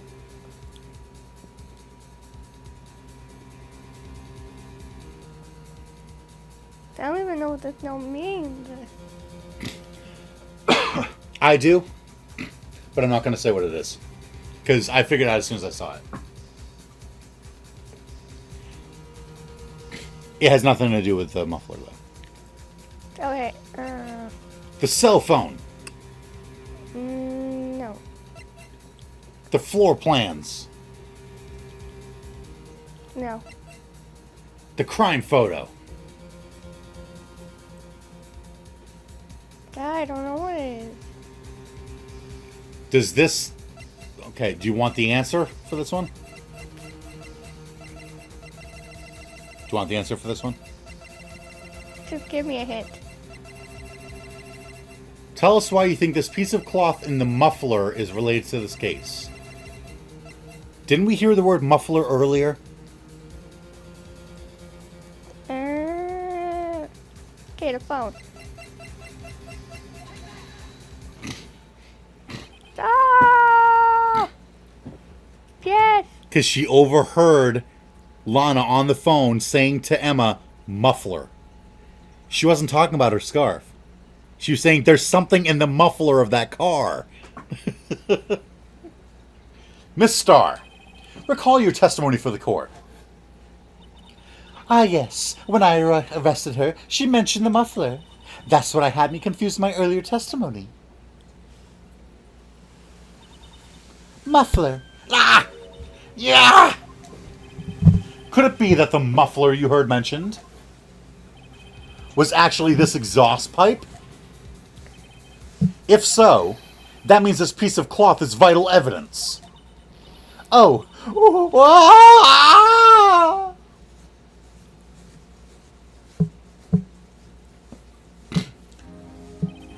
Well, it seems we will have to suspend the proceedings. Suspend? I find myself wondering about that piece of cloth. If we leave any question unanswered here, we do a disservice to the law. Have the car at the crime scene inspected at once, and bring me that cloth. The verdict will wait until after we've seen all the evidence. Agreed? I suppose so. Whew. That was close. But we made it. At least for now. This court will adjourn for a 30-minute recess. It's lunchtime after that. He's still hungry? He ate 2 box lunches and a triple-decker box lunch. How does he have any room in his stomach left? I don't know. We'll have to come back after the 30-minute recess and after lunch. I'm starving. Really. Okay, so fine, I admit. All the characters in that play are basically all the characters in the show in a nutshell. Right? Fine. In February a 23rd, 11:56 a.m. In a District Court. nutshell. In a nutshell. Right. Defendant lobby number 2. Mr. Wright, Huh? What? are trials always like this with you? Like you're swimming up from the bottom of the lake, about to reach the surface. But no matter how hard you paddle, you never seem to get there. Pretty much. Except today we're swimming in quicksand. So what happened to your sister anyway? Apparently she got called up to the judge's chambers. Probably something to do with that piece of cloth. So, this is where we turn this trial around, right? Our only weapon, a tiny, insignificant piece of cloth. I'm the one who's starting to feel tiny and insignificant, to tell the truth. Hola, partner. Oh, hello. They say you show a red cloth to a bull, it'll fire up its temper. Listen to the music.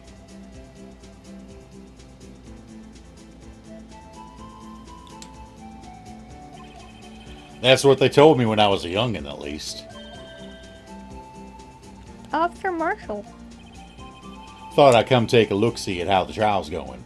Looks like I'm late. They got the home ranch locked down tighter than a fort in enemy territory. That hard slip out, huh? What is going on over there anyway? All the police I've seen these last 2 days have been really on edge. Worth. Don't you got enough on your plate without worrying about other people, compadre? You could be worrying about the chief prosecutor's taste in mufflers, for example. Officer Marshall? The whole muffler thing didn't have anything to do with scarves. She wasn't even wearing a scarf. You don't say. Now don't that just beat all? I've seen the red breeze blow at her slender neck many a time. I saw it that day too. She was wearing a red muffler. What? At the award ceremony that afternoon. Ed's worth seeing it too, I'd reckon. What does that mean? In the photograph taken at the crime scene, she wasn't wearing a scarf. So, Miss Dirt wasn't mistaken. Well, it's about time. Remember, partner, Sometimes you gotta grab the bull by the horns. And sometimes you just gotta let that bull go where it will. Time will tell. Ugh, I have a bad feeling about this. So, are we swimming? What are we swimming in now, Mr. Wright? If it's steak sauce, I can hook you up with some fine ribs. Ooh-wee! February 23rd, 12:32 p.m. District Court, courtroom number 9. I'd like to resume? What's up? The judge keeps looking over at the prosecution. Is something wrong, Mr. Edgeworth? Your face is blue, your lips are purple, you're sweating bullets. Knees weak, arms are heavy. That furrowed brow, those grinding teeth, those watery eyes. What's more, your eyes are unfocused, you're doubled over, your back is bent. It can't be. This can't happen. I wonder what happened to Mr. Edgeworth. Well then, I believe it is time we continued on with this trial. During our recess, I had requested that the prosecution conduct an investigation. This is unacceptable. Is he okay? It seems our prosecutor is quite beside himself. Excuse me. Knock, knock. Who's there? Oh, God.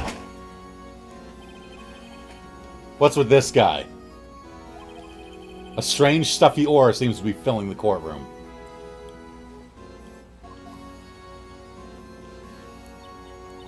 Who's this guy?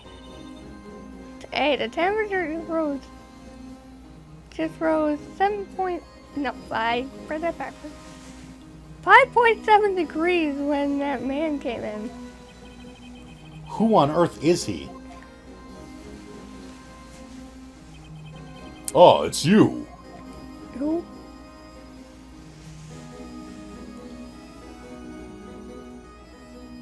Can I help you? Oh, sorry I'm late, Edgy. The roads were packed. It's just me. Long time no see, hey, Edgy? How you been? Swim much these days? Ah, hello. No, I've been so busy. Busy smizzy, Edgy. My boy, you have to make time to relax. Yes, indeed. Aji.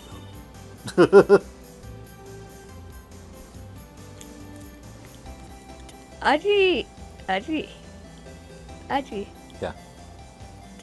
Seems to be his nickname for the judge. See, the problem is the voice I imagined for him is too close to the judge's voice, so I'm trying to figure out how to differentiate them. I'm afraid you're right. Very afraid. Sorry, but who are you? So you're Righto, the attorney. I've heard good things about you, son. Thanks. Thanks. So sorry about our little worthy giving you all that trouble, eh? You know, we should all go swimming together sometime. Jolly! Answer the question. Little Worthy? Mr. Wright, you don't know the district chief of police? Who? He's the chief of police. That's him. Yep. Chief of police? He's the top-ranking police officer in the entire district.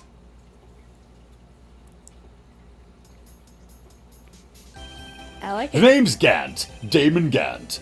Pleased to meet you, everyone. I like his beard though. Right? So, to what do we owe this honor today? It's been over 2 years since you last came to this courtroom, hasn't it? Well, it's worthy here. Look at the poor fellow. I just thought I'd help out by bringing this. Hey, that's... My sister's muffler. So Miss Starr wasn't just seeing things.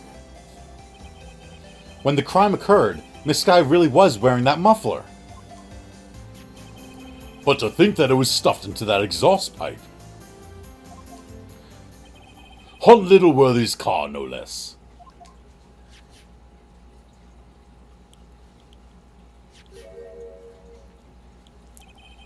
It's really quite embarrassing, even for us. By the way, this is literally, he's just taking forever to say anything. Like, there's nothing I can do. You just have to let him stand there and stare at you for like 10 seconds. What's this? It's what you'd call a switchblade knife. Quite perplexing, this. A switchblade? Chief, what kind of outfit are you running? Mr. Edgeworth. How could they miss such a vital piece of evidence? If your investigators are this lax, how do you expect us to do our job? Now wait a minute, Worthy. I've no desire to hear your excuses. I'm telling you to wait. Or didn't you hear me? Have a look at this document where it says person in charge of investigation. There's no mistaking that signature, is there? Miss Miles Edgeworth. Do you say miss? I was going to say mister. That's not fair. On the day of the crime, I had... Your head in the clouds because you got that award. I know how you feel. But you're the person in charge. I'll expect a written apology. What? Are you serious? Don't be too upset. We'll find a way to clean up this mess that you made.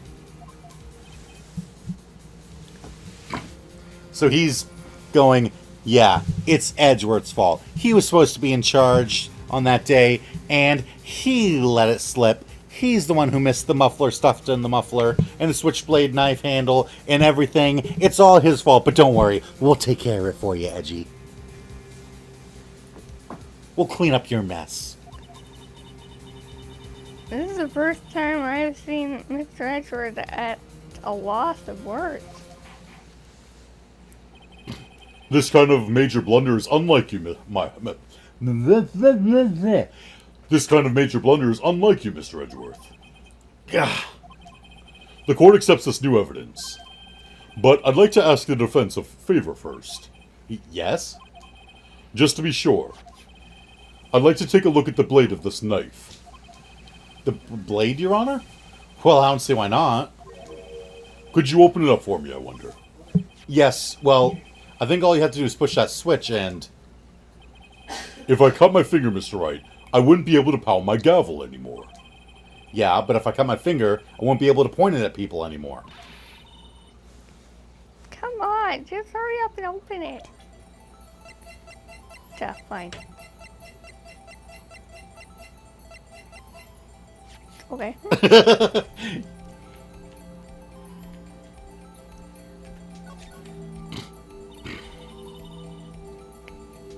There's a small tag on the knife, on this knife.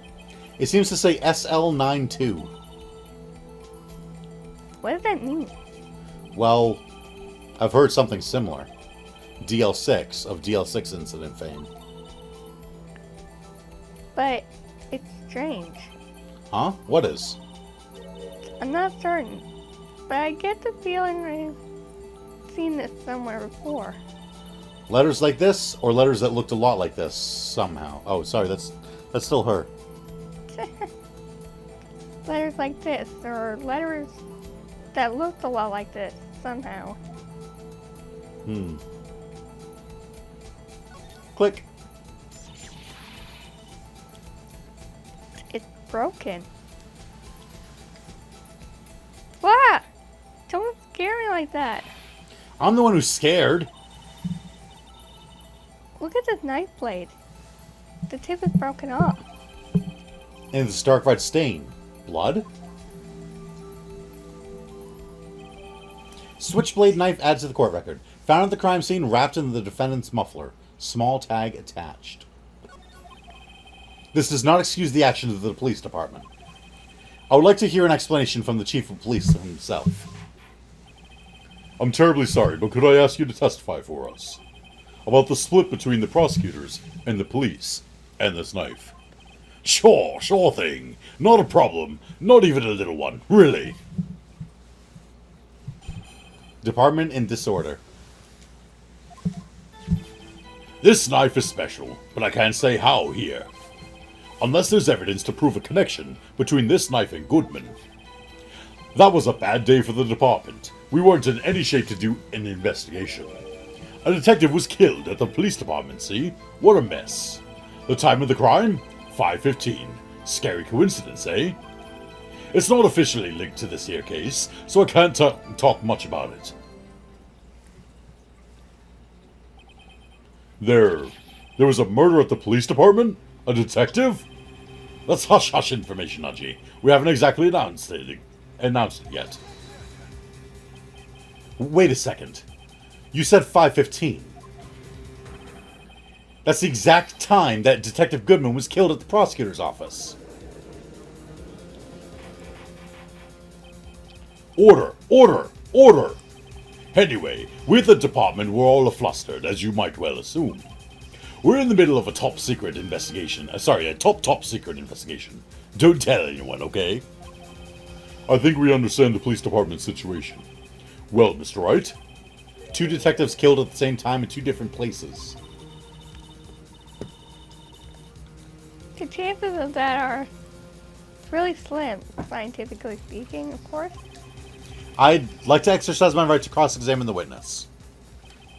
Very well. However, keep your questions focused on the case at hand.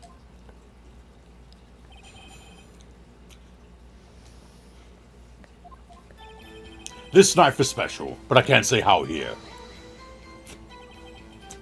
Excuse me, special? Mm-hmm. Hard to come by this particular knife anywhere else. Might that special thing be this little tag? Oh, sorry, Righto, but I can't say that now. Not that. We've established that the knife in Goodman's chest was this knife. Now, why was there another knife at the scene of the crime? That's quite a mystery. And I like 'em. And like a mystery, it's wrapped in something. A muffler. Unless there's evidence to prove a connection between this knife and Goodman. This knife was found on the scene of our crime. I think that makes it connected to the case, don't you? See, there's a lot of things going on at the department I can't explain. It's delicate, okay? Sorry, Righto. Maybe there's something about the knife that will give us a clue. Let's examine that knife. Well, we can right out. Evidence that links this knife to Detective Goodman. I think perhaps the pieces are falling into place. I should try presenting the piece of evidence that's had me stumped all this time. So, how are things down at the department? So that's what we have to press the evidence on, by the way. That was a bad day for the department. We weren't in any shape to do an investigation. Something happened at the police department too, huh? You got a good look in your eyes there, Righto, my boy. Sharp. Hungry. So, something did happen. And why wasn't I informed? Why weren't you informed? Well, why didn't you ask? Really? No matter, I understand. You were busy, what with Lada's case and all.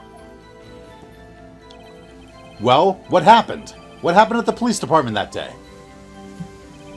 A detective was killed at the police department, see? What a mess. On the same day the detective was killed in the prosecutor's parking lot, another detective was killed at the police department? That's a fact. Surprising, isn't it, Taji? I'm at a loss for words. And the perpetrator? Do you have a suspect? Well, there was a suspect. Just arrested him, in fact. Just arrested. That was quick. But there's still a lot of unanswered questions. Maybe you could help, Righto. Suppose I could help, if you help me by giving me data on your case. Oh, good one. This kid's sharp. Okay, here's the deal. I'll tell you one thing and one thing only. Where the victim was found, how the victim was killed, or when the victim died. My shoulder. It's in.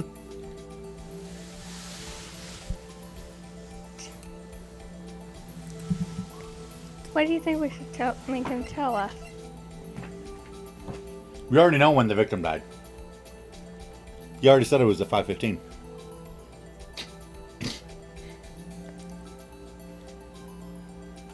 I say we find out where the victim was found. Okay. So tell me, where was the victim found? Well, I can't speak on where the corpse was found, but I can say the crime took place in the evidence room at the police department. The evidence room. You wouldn't know about the evidence room, would you, Righto? I can't say I've heard of it. I guess I should ask again once I learn a bit more about this evidence room. There's something stranger about this than the place where the body was found.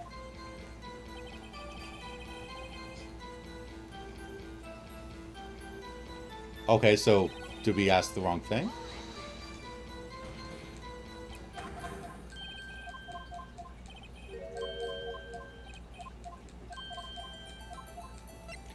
How was the victim killed?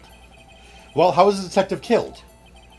How was he killed? Now that's the interesting part. Okay, here we go. It was what we in the force called a stabbing with a knife. A knife? That's exactly the same as Detective Goodman. That's the spirit. We're cooking now. But you know, that's not the only thing that was exactly the same. What do you mean? There were more similarities between the two cases than the cause of death. Seems like I'm gonna have to press this a bit harder. The time of the crime is 5:15. Scary coincidence, eh? 5:15? But that's when Detective Goodman was killed in the prosecutor's office. What? Funny, isn't it? A murder at the prosecutor's place, and a murder at our place at the very same time. What are the chances? Whoever did this, we're obviously working together. Coincidence? This is just my gut feeling. But I say there's a 0.001% chance of that happening. Chief Gant, please tell us more about the incident. It's not officially linked to this here case, so I can't talk much about it. How can you say there's no connection? How? Because I'm the chief of police. I can't just say anything I please, Righto. You understand? Try to understand, Righto. Well, if you can prove there's a connection, more power to you. Maybe there's something that ties the two murders together. Whatever it is, I better find and get to the bottom of this. 2 detectives were killed at 5:15. One at the prosecutor's office and one at the police department. That can't be a coincidence. And that knife. What was it doing there? I better check this knife out.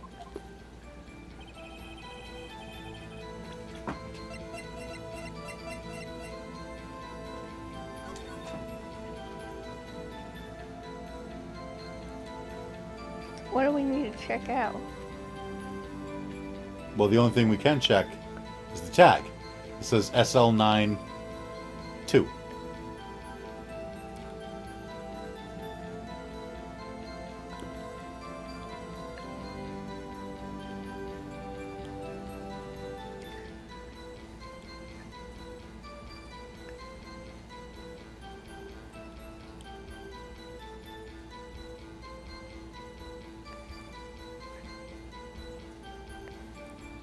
I don't know.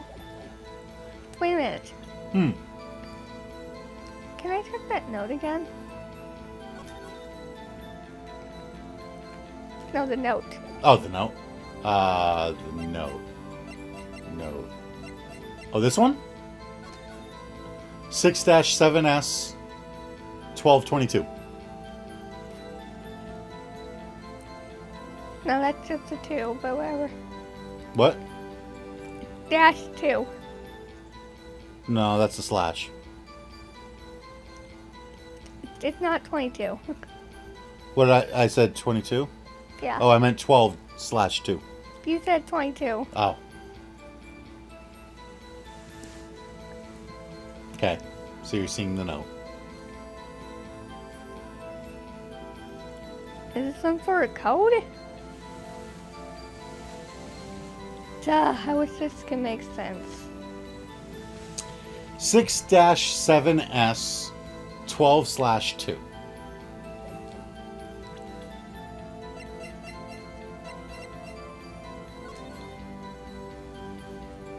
That says SL92.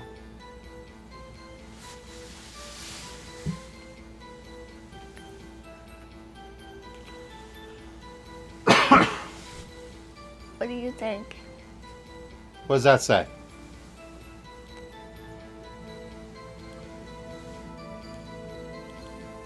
Oh, upside down? What does it say?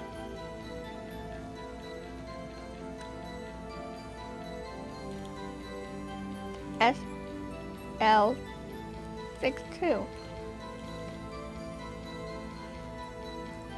Okay. Let me rephrase that. What does it look like it says?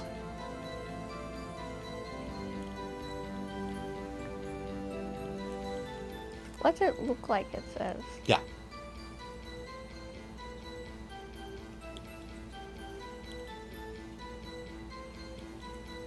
Two, Yeah.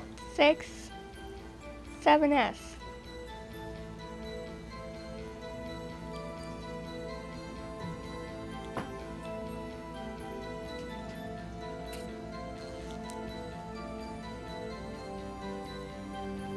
I'm so confused. 2 6-7S. 2, 6-7S. What does it mean? They both say the same thing. 6-7S. What does 6-7S mean? 6-7S doesn't mean anything. That's the point. It doesn't say 6-7S. It says SL9. But this knife, he said this knife is special. And what does the tag say? SL9. Or upside down, 6-7S. And what does this note say? 6-7S. What if you read it upside down?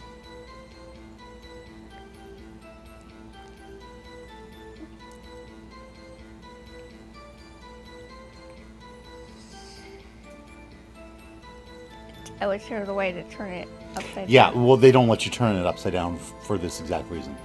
So you don't figure it out sooner.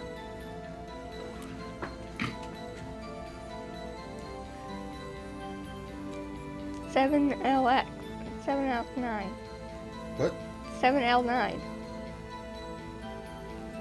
SL9. SL9 there. SL9? Where have we heard that before? This knife is special, but I can't say how here. Unless there's evidence to prove a connection between this knife and Goodman. You mean like a note from Goodman? It has his name on it. That has SL9 right on it? Wait a second. Ah, at last. An honest-to-goodness objection. This knife. This has to be something to do with Detective Goodman. What do you mean? Haha, in honest-to-goodness, what do you mean, Famudgy? This is great. Look at the tag on this knife. It reads SL9 too. And this is important. Why? Over here we also have a memo that was on the body of the victim. What's this? 6 minus 7S 12/2? Your Honor, it's upside down. Upside. The printed name on the memo makes it look like it's right side up. But turn it around, and what do you get?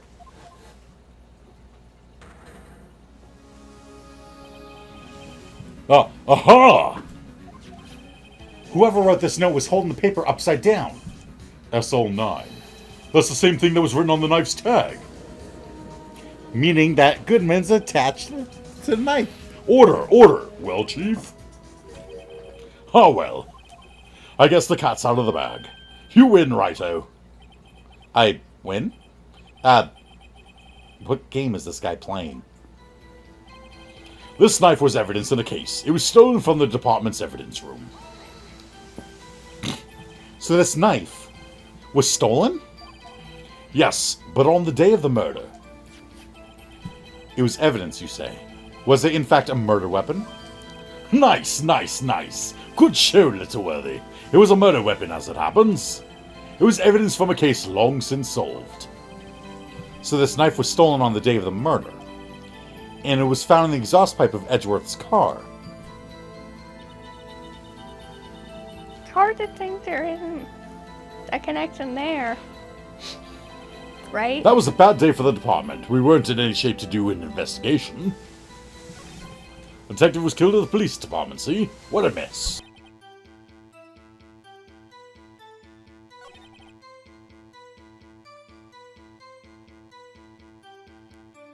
It's like the light was back. Good job. Don't hit it. Sorry, guys. That was my bad. That's my bad. I muted the microphone. I'm so sorry. It's not officially linked to this here case, so I can't talk much about it.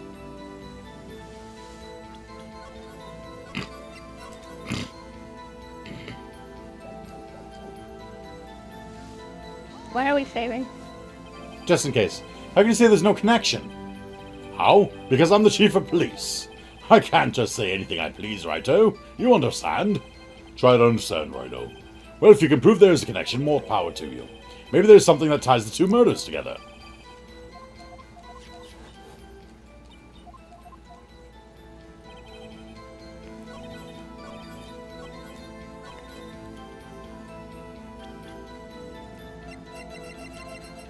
But it was. It was connected. We just established it was connected. We just established that it's connected. Right. Oh no. They were both killed at 5:15, and the knife was here. Do we need to look at the knife again? Like, can we... Oh, that's not what I meant. I didn't mean that button. I didn't mean the present button. I meant the look at button. Okay. We still can't look at the blood on the end of the knife. It looks more like rust. Small tag on the knife says SL92. It looks more like a rust than blood, Right. doesn't it? Kind of. Well, I mean, it's clearly old blood. Okay.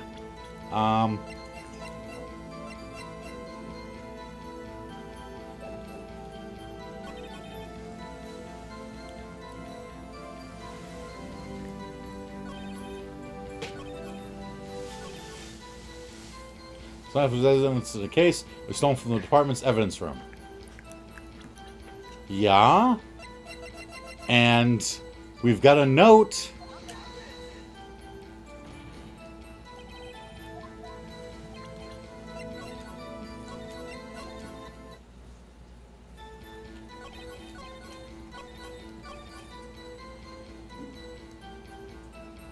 Did we press on this before? So this knife was stolen? Yes, on the day of the murder. Was evidence, you say? Was it a murder weapon? Yes, it was a murder weapon in a long since solved case. It was stolen on the day of the murder and found in the exhaust pipe of Edgeworth's car. Hard to think there isn't a connection there.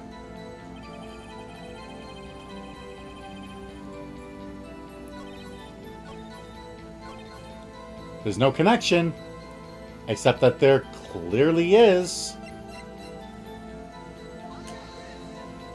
We just... I'm just as confused as you are. We clearly just proved that there's a connection. So he's saying it's not... Okay, it's not officially linked to this case. Time of the crime was 5:15.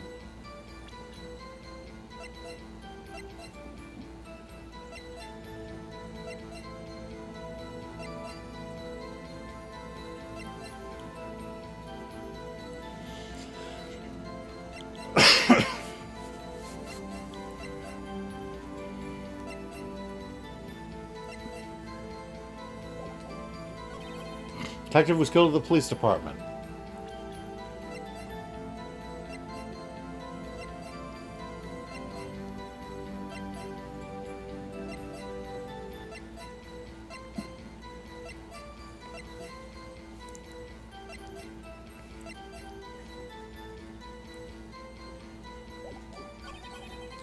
Bad day of the department. We weren't in any shape to do an investigation. Knife was evidence in a case. It was stolen.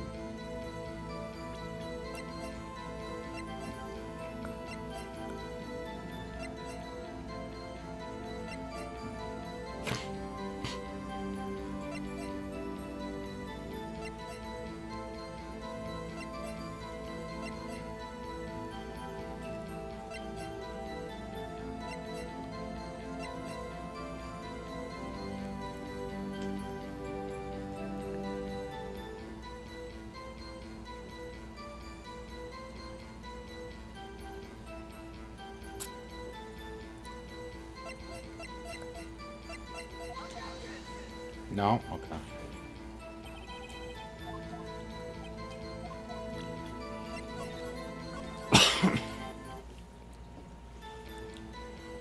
I'm just as confused as I you know. are.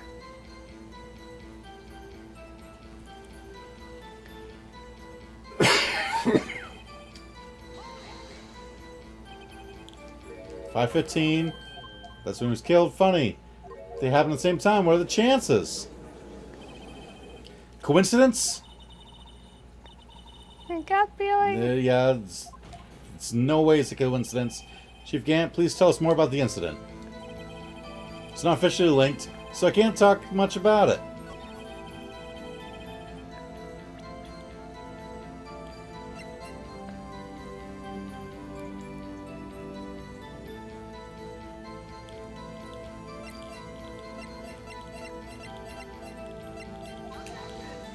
No? Okay.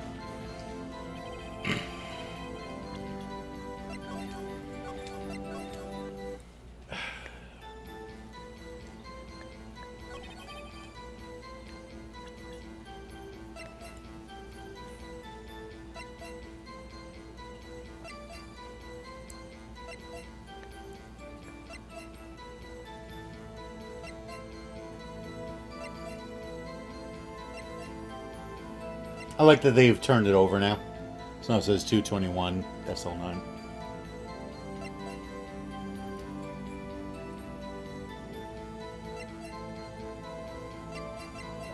Did I...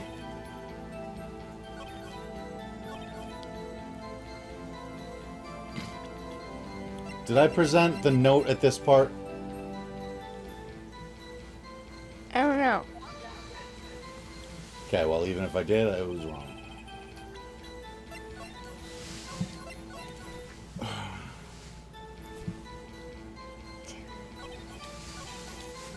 Can you at least make a little bit of sense, Chief?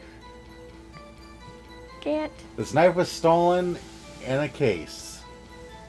No, this knife was evidence in the case. It was stolen from the department's evidence room. Same evidence room that someone got killed in. It was a bad day for the department. We weren't in any shape to do an investigation.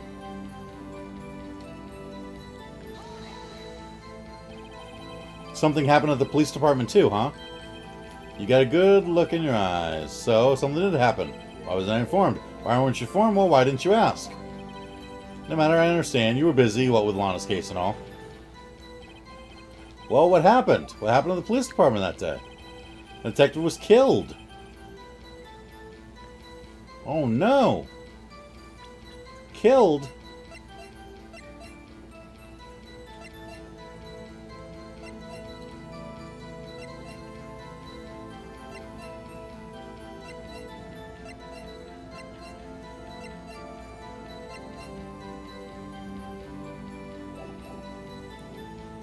Like, who's the detective? On the same day the detective was killed in the prosecutor's parking lot, another detective was killed at the police department. That's a fact. Surprising, isn't it, Taji? I'm at a loss for words. And the perpetrator? Do you have a suspect? Well, there was a suspect. Just arrested him, in fact.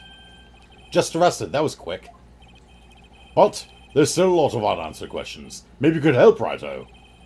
Suppose I could help if you help me by giving me data on your case.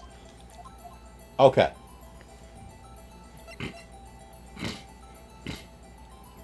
So we know how they were killed. They were stabbed. We know where they were found. So when did the murder at the police department occur? Now that's a sharp question, Righto. Very sharp. Well, my boy, you're gonna love this. Okay. No. Like I thought, it's the same thing that...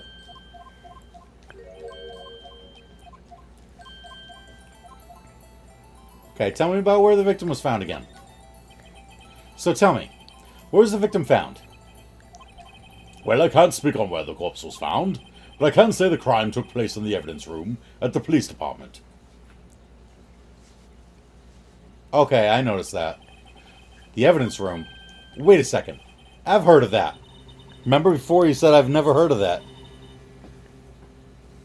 This time he's like, wait, I have heard of that. The evidence room. Didn't you mention that in a testimony just now? This knife was evidence in a case. It was stolen from the department's evidence room. There's the connection between the two cases. You seem happy, Mr. Wright. Happy? We just got handed our ticket to go to town on this case. Plus, we just spent like 10 minutes trying to figure out what we were supposed to do. With the link between the two cases established, we can finally have some leverage. Now we can get Gant to testify about the details. It's not officially linked to this here case, so I can't talk much about it. Chief, the defense's position is simply this. The connection between these two cases has already been proven. You don't say. Well, out with it, Righto. What's your connection? Yes, out with it, Mr. Wright. The connection is the place mentioned in the testimony we just heard. The knife found in the lot was stolen from the police department's evidence room. Not to mention the victim had on him the case number on the knife's evidence tag. And we also know that we also know that the detective murdered at the police department was killed in that very same evidence room. Indeed. There do seem to be too many connections for it to be coincidence.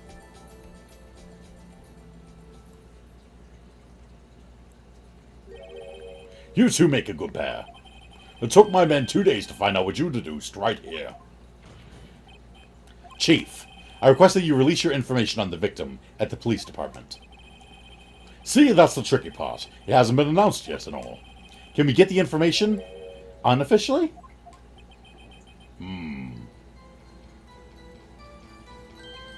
Sure, why not? It's unofficial after all. What? Really? To a guest. I'll cooperate, but I can't reveal the name of the victim at the department, okay? If you're going to tell us a little, why not tell us everything? Ah, well, case information is sticky stuff. You have to do everything properly. Oh well, I guess I might as well try to get what I can out of him. Victim's division, the victim's ID number, or the victim's gender.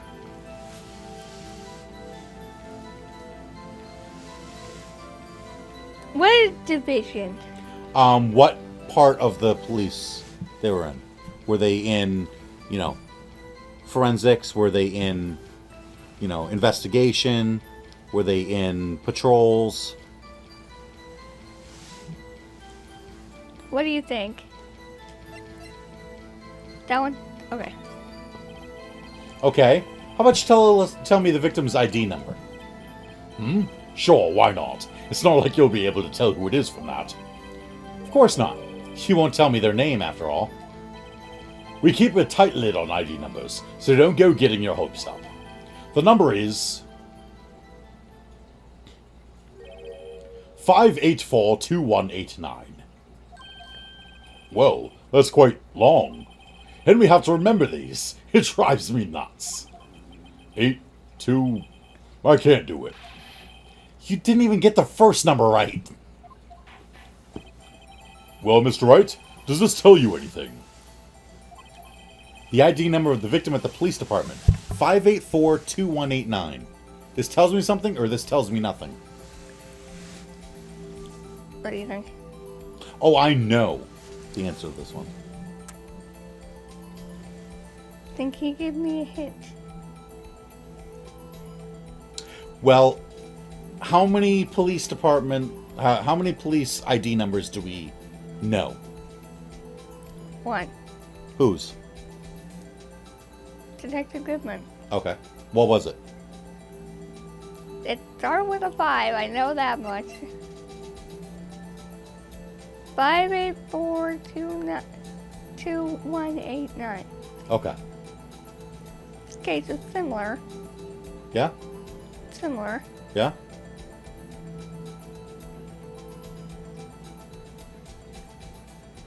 How similar?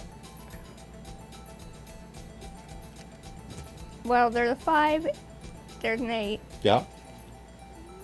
and there's a 9. Okay.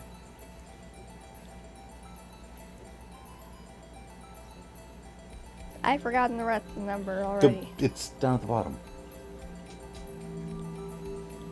Oh.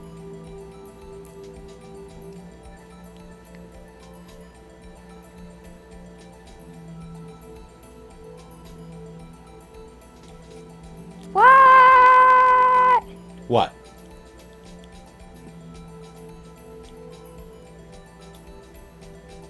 It's the exact same. Actually, it does, Your Honor. It does. I think. Meeting? It has to be what I think it is. But what does this mean? Well, let's hear what the defense has to say. You say the ID number of the detective who was murdered at the police department tells you something. What does it tell you? Show the idea. Witness. What is it, Mr. Wright? You're grinning like a schoolgirl on prom night. No, it's just, I got confused. And this is news? Huh? Just come out with both guns blazing, like you always do. That's where it's like, come on, just give us the evidence, tell us what you're thinking. You've figured them out so far, so come on, just show us what you got. The police department, the prosecutor's office. 2 places, 2 detectives murdered at one time. Actually, I happen to have a police ID number here. Oh, is it yours? No, Your Honor, I'm a defense attorney, remember? This is the ID number of our victim, Detective Goodman. Shame on you, Wright-o. Personnel IDs are top secret. Detective Goodman's ID number is 5842189. So basically the exact same number.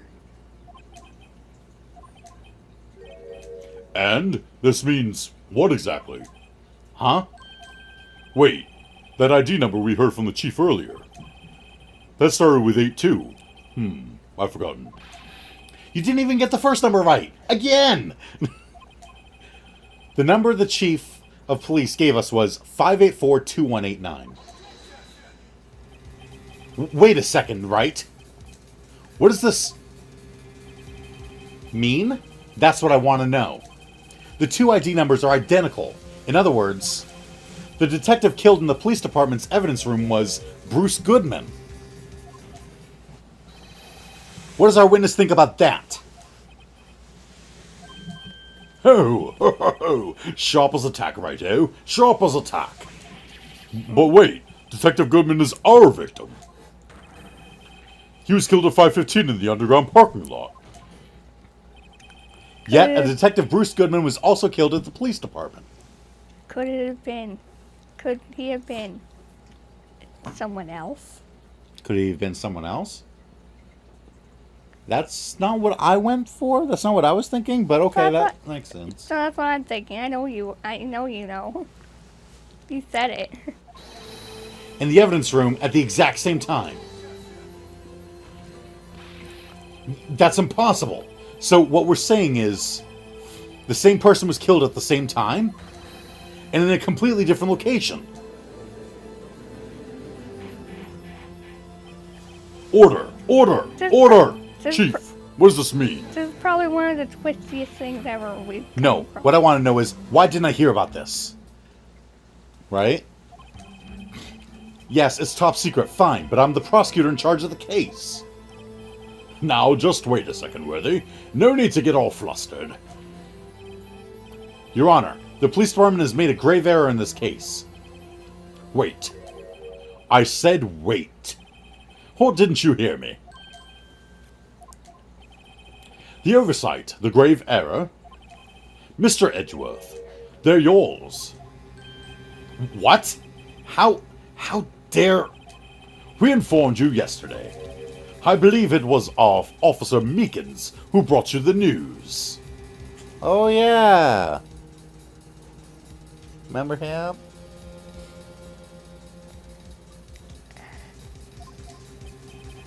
Officer Meekins? That's right. Where have we heard that name before? Remember? And he was like, I've got some news for you. And he went, does it have to do with Lana Sky? No. Then get out of here. Maybe you should have heard him out. Wait, aha! Right, that weirdo. Excuse me, but is Mr. Edgeworth anywhere on the premises? I'm here, sir, at the request of the chief, sir. I've got your report, sir.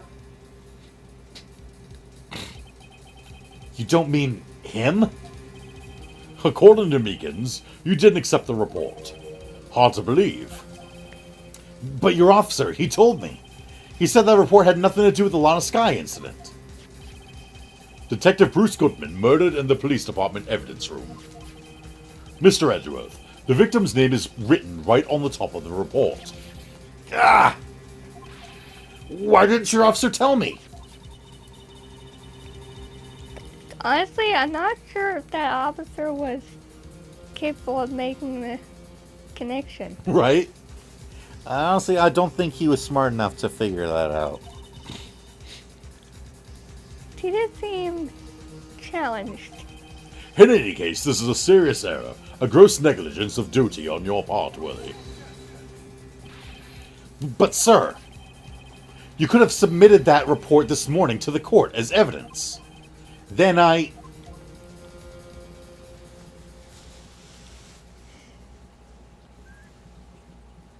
Why did it make you do this? No such luck this time, Worthy. Or shall I say, unworthy. Look at his face. What? Now, what was the second rule of evidence law, Well, Mr. Wright, Huh? Oh, well, it's, rule number 2. Unregistered evidence presented must be relevant to the case on trial. And how is this rule relevant? Normally, submit a list of evidence to be used in court before the trial. This report wasn't on that list. So, what does this mean? I couldn't submit this evidence until a connection was proven in court. The connection was just proven by Wright over here. Good job, Wright, my boy. Huh? I was just doing my job. No. to be fair, he was just doing it. No! Right? Like, I was literally just doing my job. Right? It seems we've come to the end of this trial. I know you're going through a tough time, Worthy, what with all those rumors. You were even in the defendant's chair just this past December. I apologize for this terrible lack of due diligence on my part. Mr. Edgeworth, Please, just give me one day. I'll get to the bottom of what happened. If it's the last thing I do. you'd better get results this time. Really. You have my profound apologies, sir. Knowing Edgeworth, he is gonna actually get stuff done. Knowing Edgeworth. Right? Poor Edgeworth. Poor Mr. Edgeworth. I don't think there's ever been an error this serious in the history of this court. I will grant one further day as the prosecution has requested. Will that be sufficient, Mr. Edgeworth? Yes, Your Honor. Thank you. Whatever your punishment for this is, for your sake I hope it's not decisive. Very well. Court is adjourned. To be continued.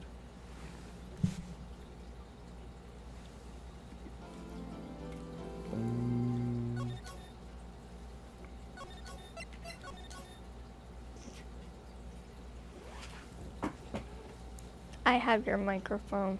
Mm-hmm. And now I have it. Hey! Get it back. Get it back. You're lucky there's only 3 days away. Right. The next part is only 3 days away. Right. Also, I just realized we haven't even finished the first part of this trilogy. And I'm like, and now I'm sitting here thinking, okay, this is gonna be a very, very, very long game. Oh yeah. Like stupidly long. Oh yeah. You sound like that Kool-Aid guy on the commercials. Oh yeah. No, his voice is a bit deeper. Oh yeah. There you go. Yeah, you know those Capri Sun commercials? Kool-Aid. Yeah, Kool-Aid commercials. Where it's just a big, giant... Jug of Kool-Aid. Yeah. He busts through a wall and goes, "Oh yeah." Yeah, remember those commercials? Nope, never seen them before in my life. I have no idea what you're talking about. Yeah, neither have I. Yep. Anyway.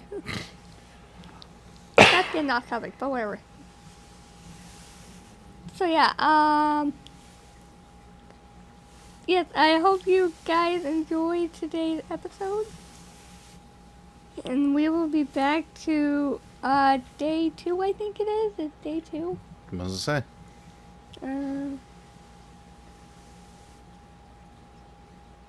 Yeah, day 2. Okay. Day 2 of the court. And we will hopefully find out more about the trial of Lana Skye.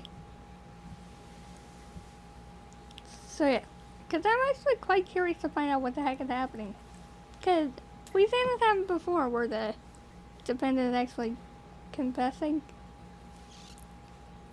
Like, Edgeworth did that, but then again, he didn't know who he shot. And in the end, it was okay. To be honest. In the end, it was okay that he shot somebody. Because it matters who the person he shot. And the person he did shoot, by accident, because he threw the gun when he was 9, was a bad guy to kill his dad. If he hadn't thrown that gun, I don't think he... I think he probably would have gotten away with it, yeah. yeah, he would have gotten away with it. But yet, he didn't. He did not. Also, if you guys don't know what we're talking about, go check it out. It's actually one of our most interesting cases. And we're not saying any more than that. Because we don't want to give it all away. So yes, so thank you guys so much for watching. We'll be back to find out more about this case. So, bye guys! Farewell.